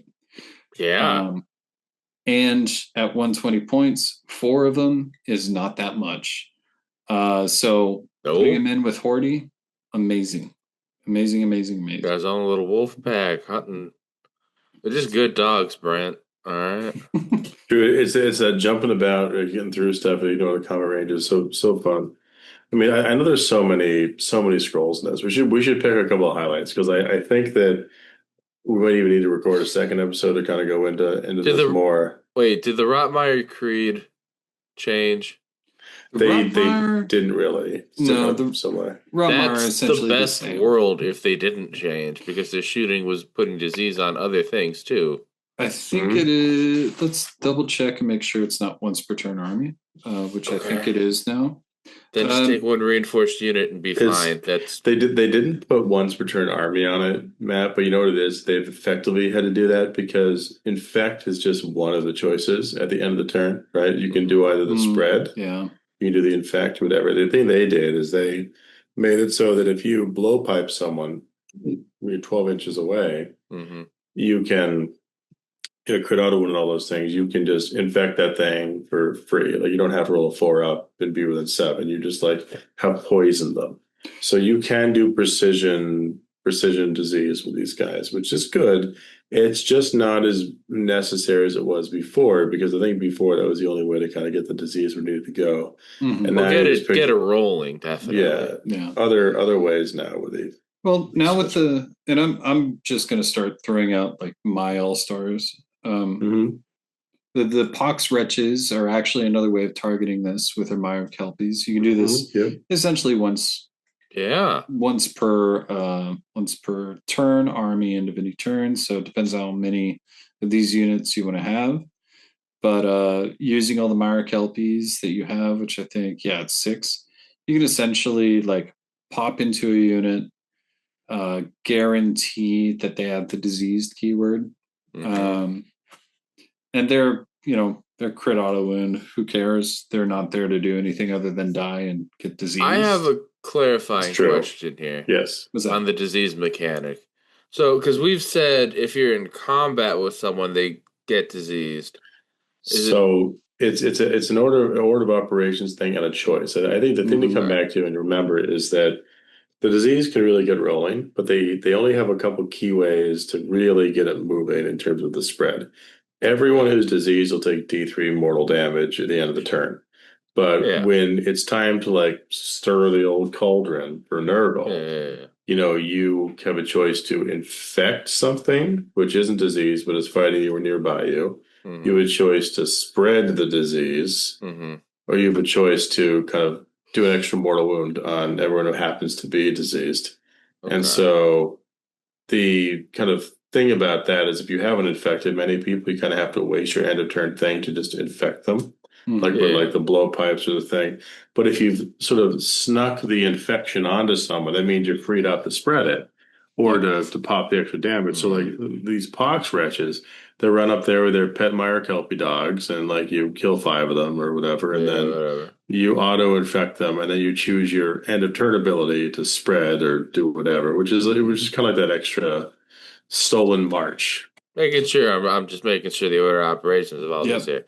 It can get complicated. There are a lot of vectors for disease vectors. Nice. I see you did that. I do want to talk about the one thing that I feel is kind of a fail in the book, even though I think it's one of my favorites. The model is brilliant, but the Shaman Falhoof, the fact that it's unique means you can only get one of them in the army. Unique. That's kind of a fail. Okay. Yeah. Now I kind of understand because it is a model that will probably eventually not be in circulation due to like the multi-sprue that it came on. But it is kind of disappointing because when that's placed on it, you kind of know it's like, oh yeah, that may not be in there forever. True story. But it does work well with the Pestigores. You can pull a rend from attacks targeting any unit, essentially, from melee weapons, using the spell that he has. And you can another wholly within 12, which I'm so glad it's not 8-inch range. I know. That allows you to kind of spread out for all of the effects here. Roll a dice on a 3 and up. You add 1 to the attacks characteristics of a Pestigores unit for the rest of the turn. That's really good. And Pestigores are not slouches. They're not great, but they are actually a really interesting midfield point of rend that is fairly cheap. 2 attacks, 4s to hit, 3s to wound, no rend. Standard, they are kind of weird until you realize their use, which is get up in the midboard, clog it up. Yep. That's where they get an extra rend. And with a 5+ save, they're going to need that subtract 1 from rend of melee from other units. And luckily that's 18 inches, so you can kind of plan that out if you really want to run Pestigores. Yeah. That's a fair shout, I think, on that. Yeah. There's some utility in that spell too. I just love the ability to like neuter someone's rend and the countercast. I mean, we were kind of talking about all the things you can do to mess with people with control. I mean, if you didn't want to do the normal spells, you do that, and now they're going to come in and maybe be totally blunted. There's a lot of fun there. I'll throw a couple fun ones out too in terms of like high waters, but I think you had one more thought, Matt. I don't want to cut you off. I think the main thing with those is that like what you can do in all Pestigore army, it's really interesting because I feel like they're going to be the most effective on turn 2 and 3, and that's when their utility kind of drops after that, right? On turn 4, you're probably going to be moving into your opponent's deployment, or there's just random stuff. But while it's not within enemy territory is when they get the rend. So they can be objective holders for your backline. They're great screens. They're a little costly, if I remember, for what they are. Everything does sit in this interesting spot now, where it used to be 180 or 170 meant your lists were always having these holes, extra points. These are 130, so they're kind of in that same points cost area as a lot of the other units we were talking about, right? Which is good for building lists because you can interchange these out as you're like figuring out your playstyle with Nurgle, which is just an amazing thing to say in the first place. Right. That you can have a playstyle as opposed to this is the only thing that works. So again, great book. It's just minor disappointment that unit had to be unique. It's fair. Yeah. There's so many cool ones to talk about, but I think the unit I'm going to close off on my like winner of like the flavor, but also like so good. Ooh, can I guess? You can guess. Cankerborn. They are one of my two. If I permit me to, I'll talk about them too. But I was going to talk about the Sloven Knights. Yep, it was one of those two. Yeah, they're just like so good. And if you're like like a lot of us, you want to paint up an awesome unit that's awesome on the field. This unit will be awesome looking and awesome performing for you because it just there's no drawback. I mean, you have a unit of knights, 4 health knights, with a 3-up save, a 6-up ward, which of course becomes a 5-up near a tree. You don't forget that. And like a lot of knights, they're good in the charge. Pretty heavy hitting action, more than you'd expect. 2 attacks and 4-up, 3-up, rend 2 damage with a +1 damage on the charge. So you're talking 40 special buffs or extra attacks from things. 3 damage attacks. These knights are logy, but they will hit like a truck. The nags aren't anything special. They're these horses, right? But they have an ability, which means they're just a tech piece in addition to being a knight, whether you're at the 3 or the 6. And that is the fact that they have something called the Pall of Exhaustion, which is once you turn army into combat phase, you just pick an enemy unit in combat with them, and they just make you tired. Roll a 3-up, and that unit has strikes last. So what's so awesome about this is that we're kind of talking about before with the charging in, 3-up type stuff with the artifacts and the heroics traits. If you have something like that on it and you're playing in a competitive game, that makes them almost unchargeable. I mean, the 4-ups you get from like Bellicor were enough to do that. The 3-ups are very much enough to do that. Like worrying that this is going to end your day because you can just bubble wrap a nasty thing with them. Maybe like one of the Magath lords or like a anything. And we haven't really talked about the Magath lords yet either. Oh my god, there's so much to this book. There's so much. There's so much. And from it all. Well, so I really like them as well. I like them in my fly lists. They suddenly turn the flies into very good units instead of just mediocre units. But the one utility that I really see from them is, well, 2 utilities. The first is they're going to be able to power through a lot of things, get on the other side and open up just an entire charge, right? On the next turn, which everything comes in slow waves of disgusting poop. in a Nurgle army.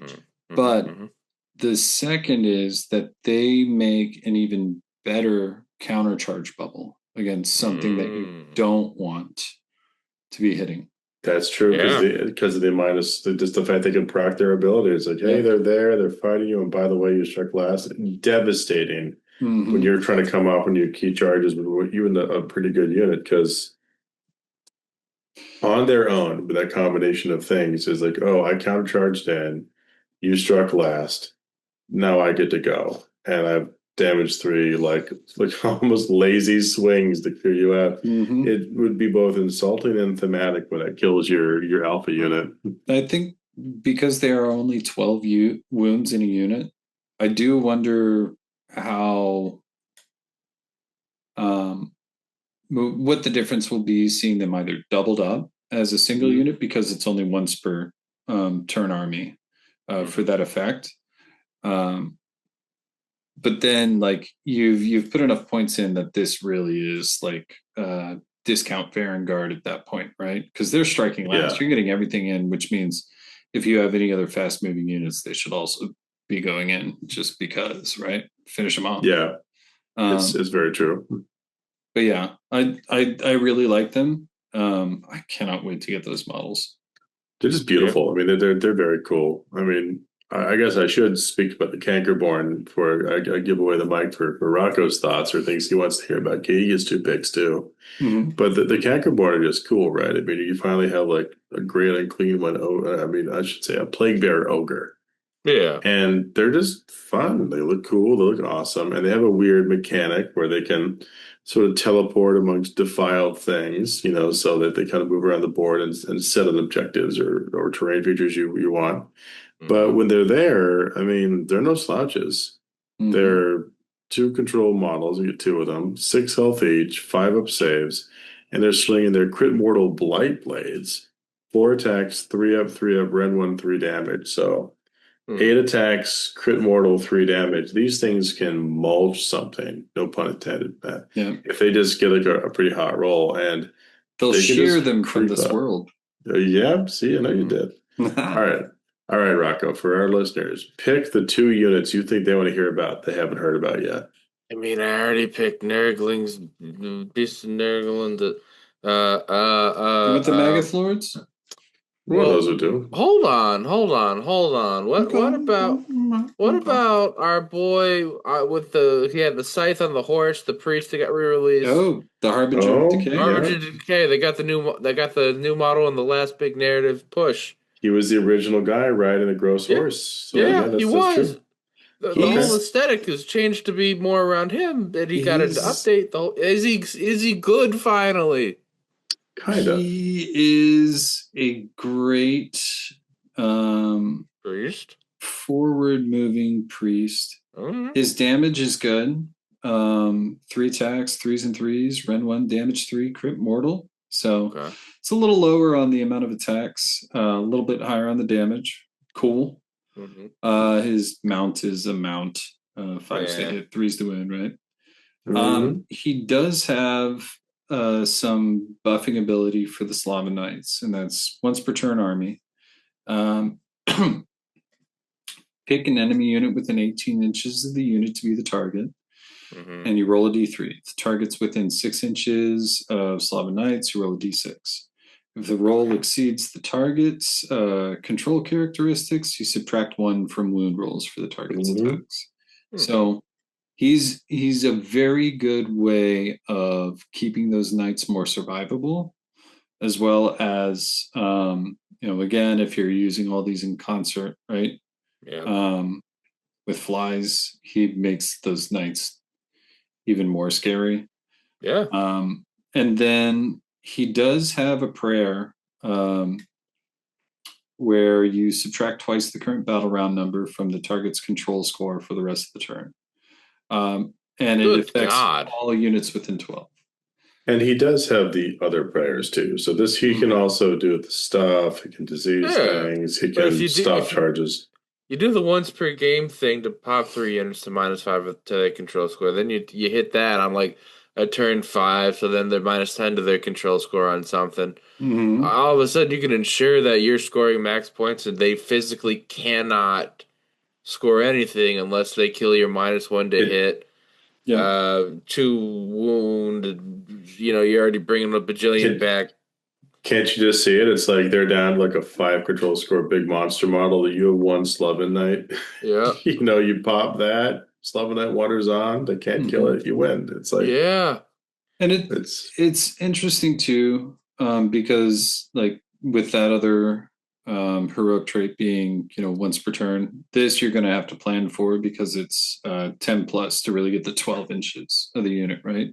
Yeah. So like there's utility, but it's a lot of plans. The reason I'm kind of like back and forth on him is like, am I ever really going to set all that up correctly? Probably not, right? If it happens, and I'm happy about it, but I don't expect all of that to come together, right? I'm high on him though. I'm high on him, Matt, because like he doesn't have to have it all come together. He has like more rules than he needs. If his points aren't bad, he does have a 3-up save. He does have 7 health. He does have 3 attacks or 3-up run 1/3. Plus, he's the priest, so he has all that utility, like the shutdown, like the charge. You give him the 1d6 charge. You want a mobile priest for that, and the fact he can just like kind of hang on near the Sloven Knights, within 18 inches of the enemy unit, and just say, "Oh, you're fighting my Sloven Knights. I didn't kill you the first time, or you charged in. Now you're -1 to wound." That is just a massive, just easy, crazy debuff. It is not even a roll.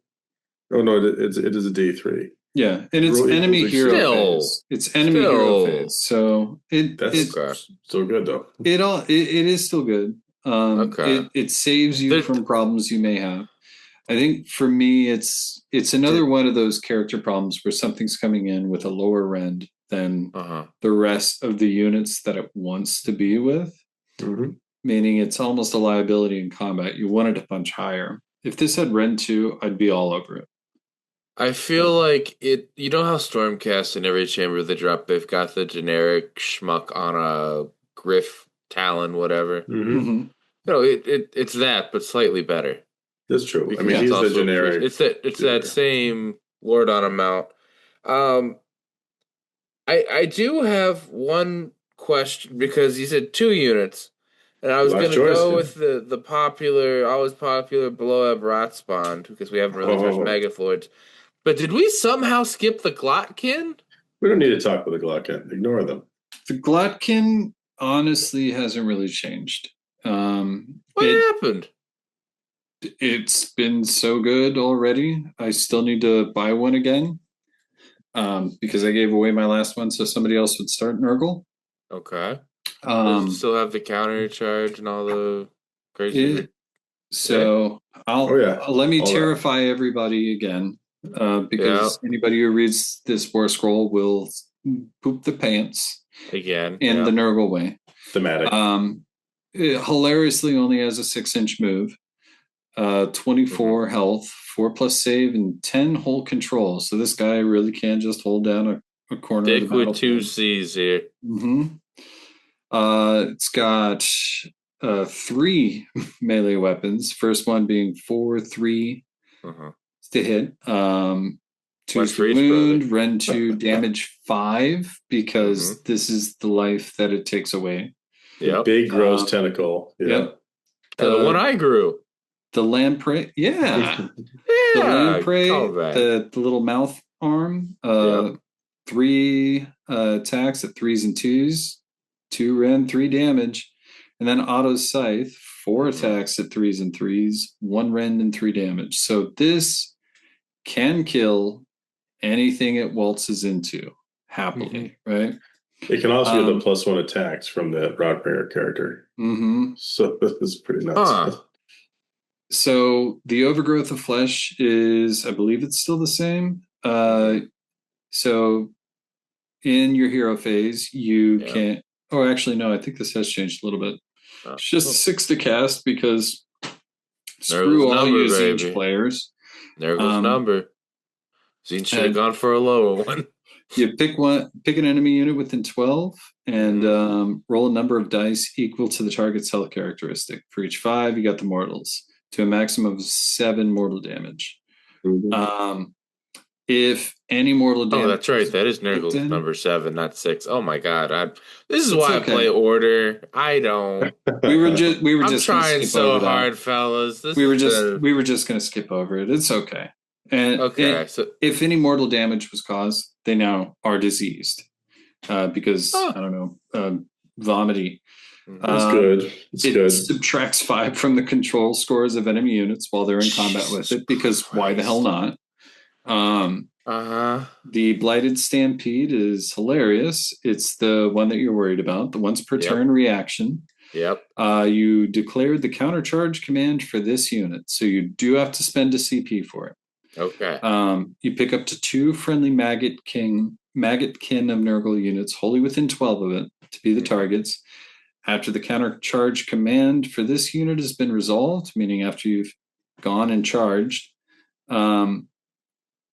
if this unit charged, each target can immediately use the countercharge command in an order of your choosing without any command points being spent. So essentially, throw him in with a unit of knights. Cool. Yep. That thing's dead. Yep. Then you got the Tentacle Wrap, which is fun. It's just in any combat phase. 4 and up for the rest of the turn. The target cannot be removed from the battlefield by an ability that would allow it to be set up anywhere else. So, sorry, Tzeentch players of Slaves to Darkness, you're stuck in combat. Yeah, and then you add 1 to hit rolls. So all of those 3s to hit are suddenly 2s to hit. So it's like this stops the Ogre tribes jumping around crap and all the kick flips and all those things. It also stops as a basic power through. That's probably the best thing about it. Not that you're going to power through. Yeah, you're not going to be able to power through 24 health. But if there was like another, unit that was tagged, what you would choose to do, you'll stop it. My bone splitters in their little sad basement are now just sad, even sadder, because they would never be denied this. Wow.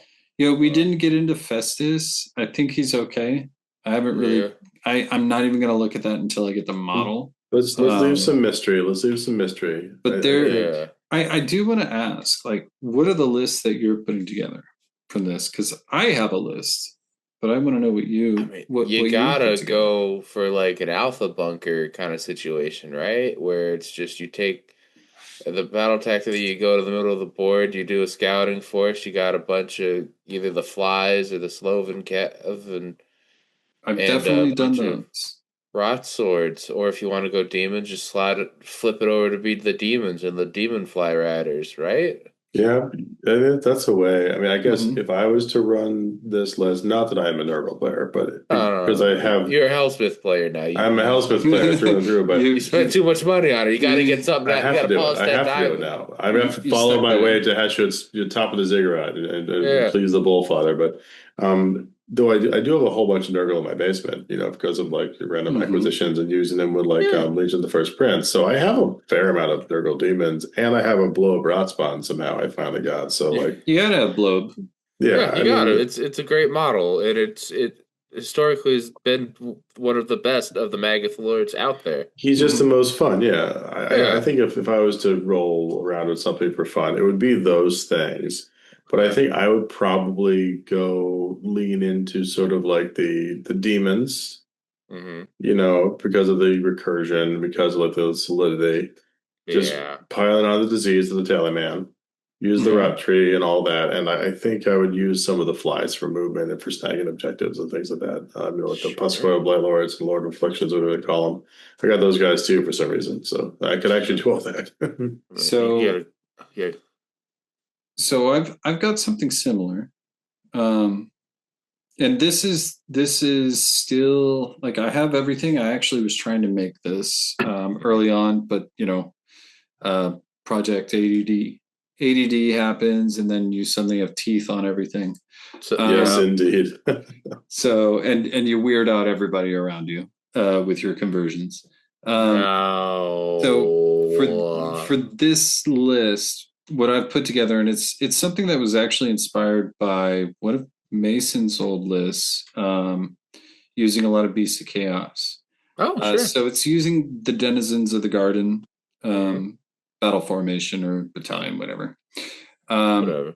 Hordes the general, so that he can drop down 4 Beasts of Nurgle with his regiment right away. So those at, what did I say, 7 or 8 inch movement? Yeah. Those can start moving forward. A Great Unclean One to just kind of hang out in the back and say, hey, if you really want to take this objective, have fun. 2 units of reinforced plague drones, which depending on if I like the battle tactics, I'll change them over to 4 units of just non-reinforced. Sure. A Poxbringer and a reinforced unit of plague bearers, and that puts you right at 2K. Haven't chosen anything as far as the endless spells go. Generally thinking that, if I have more ways to deny wards, that could be pretty cool. So maybe Aetherot's machinery. Quicksilver swords in your day there. But also maybe Twilight sorceries, just so I can shut off commands. So like that, the idea of that is like each block holds down its area.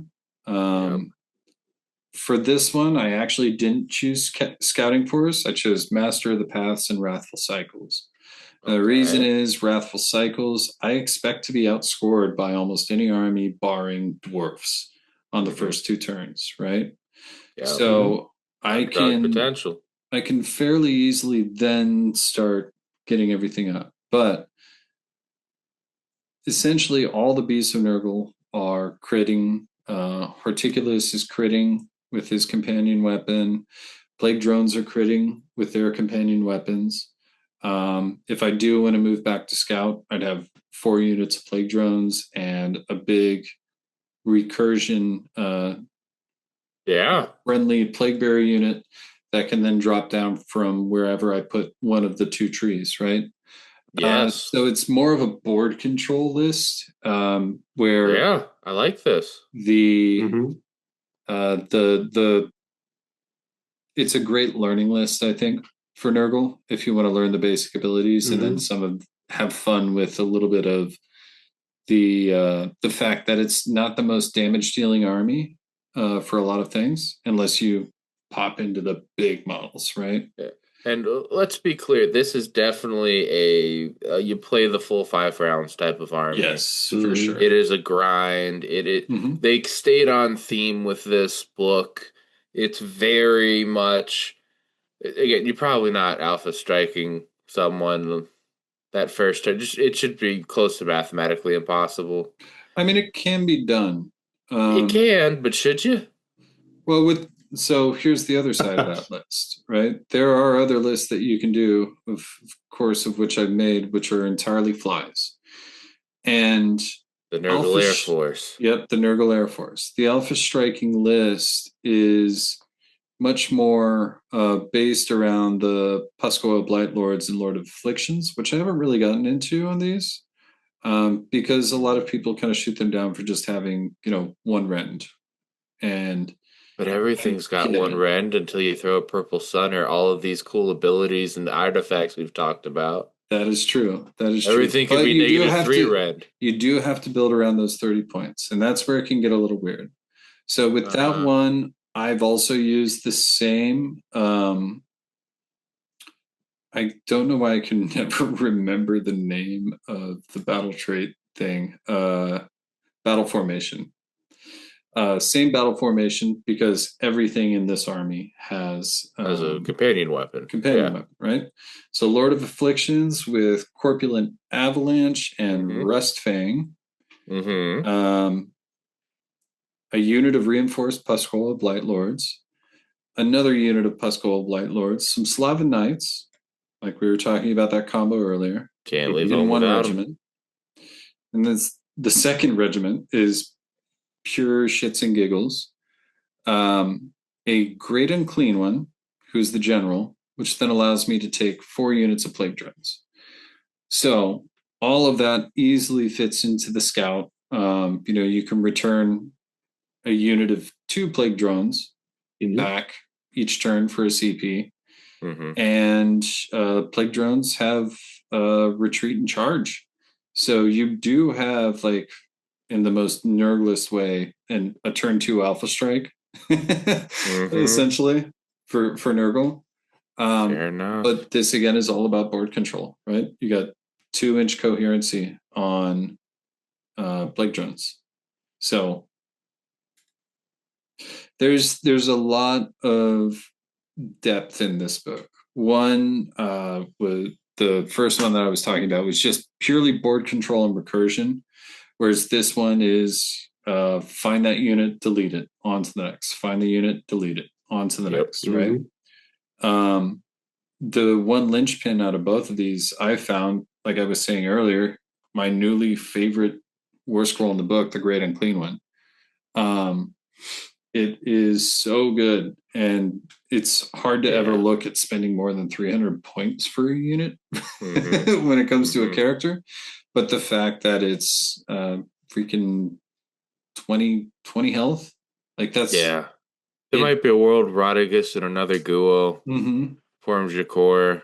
I think that's a fun list too. That's the one I was kind of thinking on. Like, you guys remember, and this is like kind of dating myself, but also calling back to things that Matt has not done because it's a video game. But they used to be in the Diablo 2 world, people would play one of those classic druids, just a whirlwind druid. Yeah. Runs around, just has like the whirlwind around, doesn't do anything. The whirlwind kills everything. You could kind of have like a whirlwind Druidad list where you basically have Rodigus and just rely on dropping hefty disease just to keep that disease hot, get them in the middle so nothing can heal, and then just try to burn them down. So like every turn you're like, all right, take your D3, take your extra damage, take your extra damage from this, and you can't heal. It's about 5 a turn. Click, and gone. Against an MSU list, it would just evaporate. Dude, this is going to eat up every elite army. Yeah. And okay, maybe not giants. Maybe not giants. But they won't be able to hit them because they'll be -1 to hit a unit of 10 plate bearers and be stuck there. So what do we care? Or you've got Slav Knights there. Yeah. Exactly. Put one in front so they come on in, take the hits first. All 4 of them take 5 mortal wounds a turn. They can't heal. And you could combo.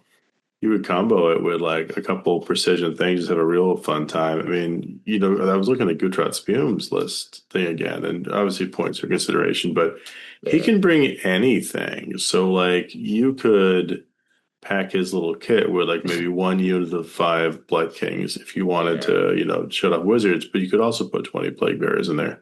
Well, so all of a sudden, is it his regiment? That's the one thing. That's the one thing that I always get mixed up with those lists. His regiment, the building part and what can fit in the regiment that he's in, right? Yeah. Oh, that's a good point. Maybe there's some limitations there, but let's take a look. He was let's always solve the this for our dear listeners. Yeah, solve it. So we can put in Pascal Blight Lords, Slaven Knights, any of the infantry, Pestigors, Pox Wretches, Putrid Blight Kings, Rotmire, Creed, Rot Swords. And you can bring in like a Lord of Blights and Lord of Plagues. Now, so that allows you to do the combo of the Rot Swords and Lord of Plagues. Anywhere in the field. Anywhere in the field, which is super good. I'm here for it. Okay. So you do, like I was saying, you do have an Alpha Strike if you want it. It may not be the best Alpha Strike in the world. More like an Alpha Sit. He's not going to charge you. He's just going to sit there and that's what I'm saying alpha with the bunker idea. Alpha sit in his own pew. Ooh. That's true. I just like the idea of like had the points using that to open up like another flank, or maybe even using the wretches to guarantee disease, and then like they can't quite go focus down like your double Guo or Rodigus Blob with like the sit on the objectives, like League Bearers. It's great. Just the fact that then they'd have to screen out the deep striking, which would generally mean people would blob up to protect their juicy heroes and support pieces and their hammers from getting tagged. To then set up the, hey, I'm going to cast a spell to go and hit the unit to go and spread the disease later, and and all that fun shit for you. And you use the Tallyman thing, right? So, like, I mean, you think about it, Rocco, maybe it's like the first fun game against Nurgle that someone has. They beat everything up. Some big unit of theirs then gets 90% of the units with the first to like, oh, I'm diseased, now you're diseased, and you all take D3 damage. And then you're just off to the races because you would pulse the disease. And what would end up happening is the first turn, there would be 2d3 damage to everything within the combat range, the initial alpha vector, because you'll take the d3 from its pulse, you take the d3 from being diseased, and then the next turn you can't heal, and you're taking that again, plus you get an extra 1 pip of damage from the rainstorm, which granted is 50-50 because it's a 7. Still, it's one of those things where, like, again, so if you generally build your army to be a castle, and you've got all these buffs, and it just my poor fucking Deepkin, where they all got to stay near the goddamn turtle. I mean, or the foot wizard that does Mathalia that does the buffs. You know, there's so many different armies and factions where that is the build. You have to stay around within combat range. You've got to stay within so many inches, and it's yeah. It makes charging a lot harder for other armies using that. There's this book is so good. It is, without being like a highly shooting book, without being a highly combat centered. Yeah, I don't miss the death heads bullshit. There's a lot of good, and it's so well rounded. It's probably one of my favorite written books that I've written in a long time as far as rules. This feels like if a master player took this, this is a top table book, hands down. Oh yes, easily, 100%. 100%. But it is also one of those like easy to play, hard to master books, I think, because there is a lot of rules keeping. It feels almost Zinchian in its amount of stuff you're probably going to have to like be aware of and manage if you want to go that route. If you just want to spam Beasts of Chaos, you can or Beasts of Nurgle, you can also do that, right? Yeah. Like there's a good depth chart in this book. Yeah. And it really comes down to playstyle. We've talked about all these strengths and everything that are just so good. Even the units are kind of meh, are still like really good, and other books would love to have them anyway.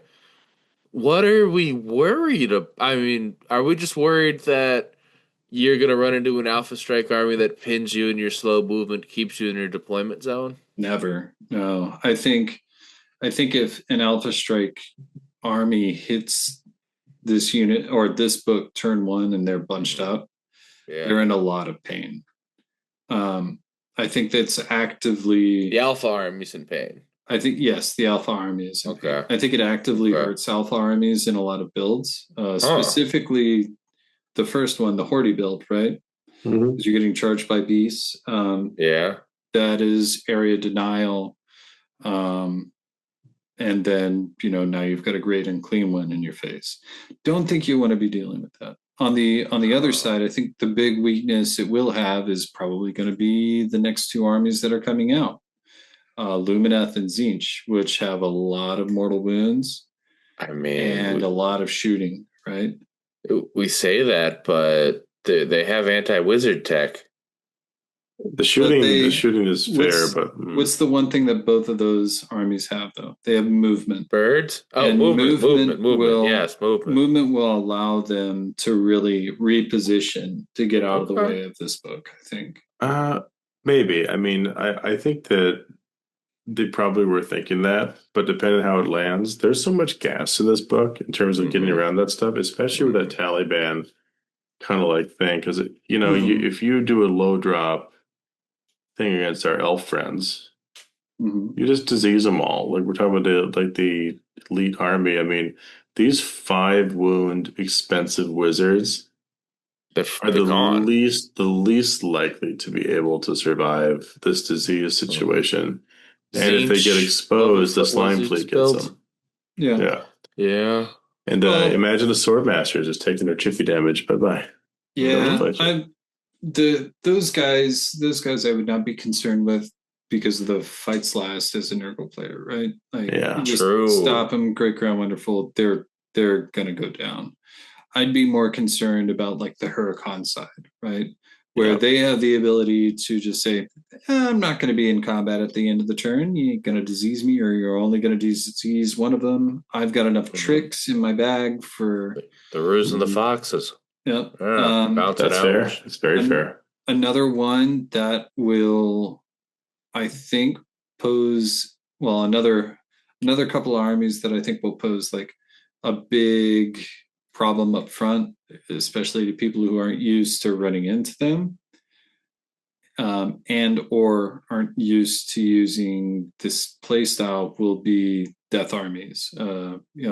Specifically OBR, because of the low rend in a lot of this, and they have the ability to just tank that amount of wounds and heal them back pretty easily.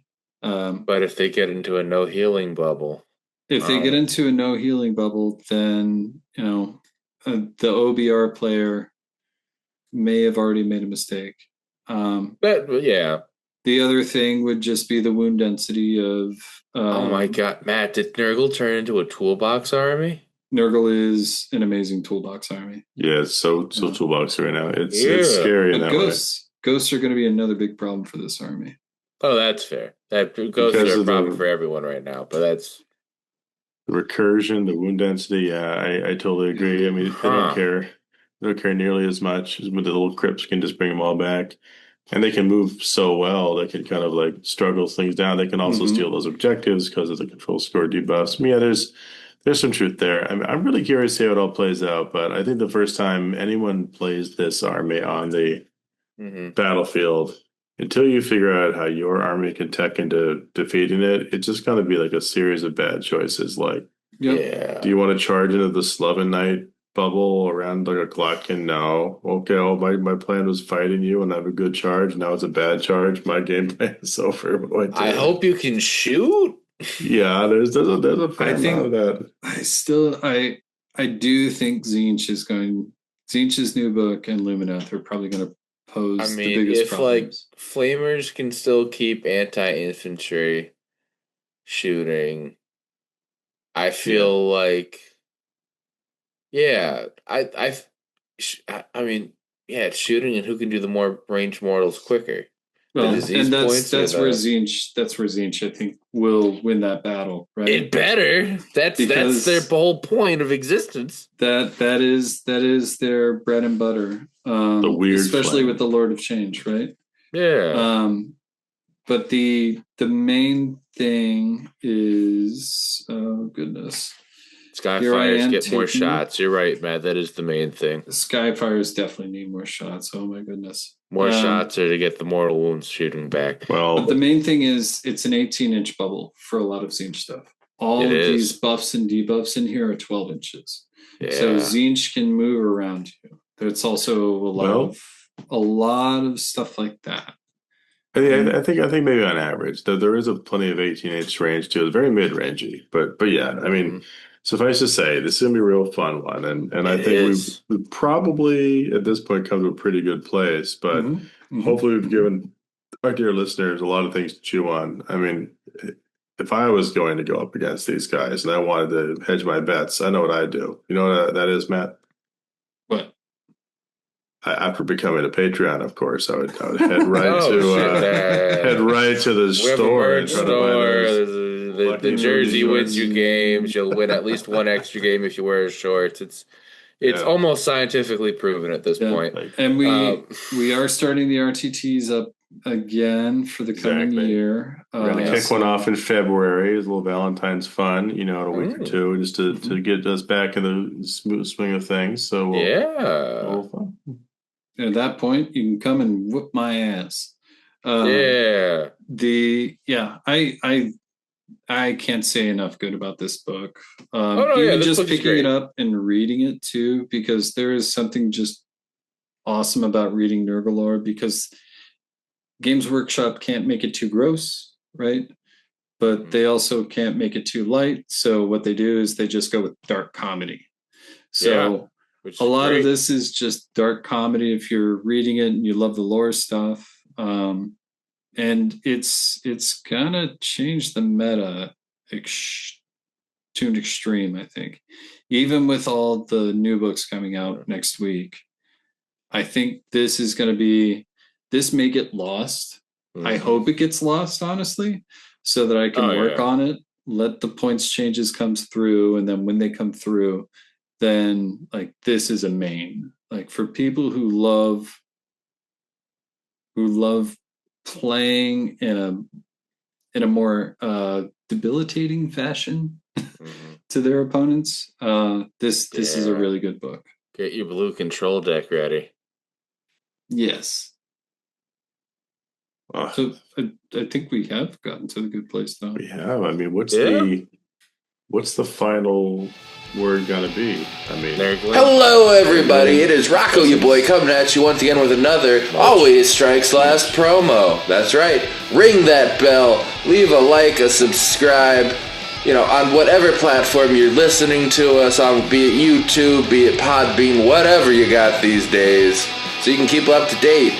Don't forget, we have the Patreon, if you want to, give us a thank you for all the stuff we put out. That gets you into our member-exclusive Discord. And if you want to be an even bigger supporter, we've got a merch store.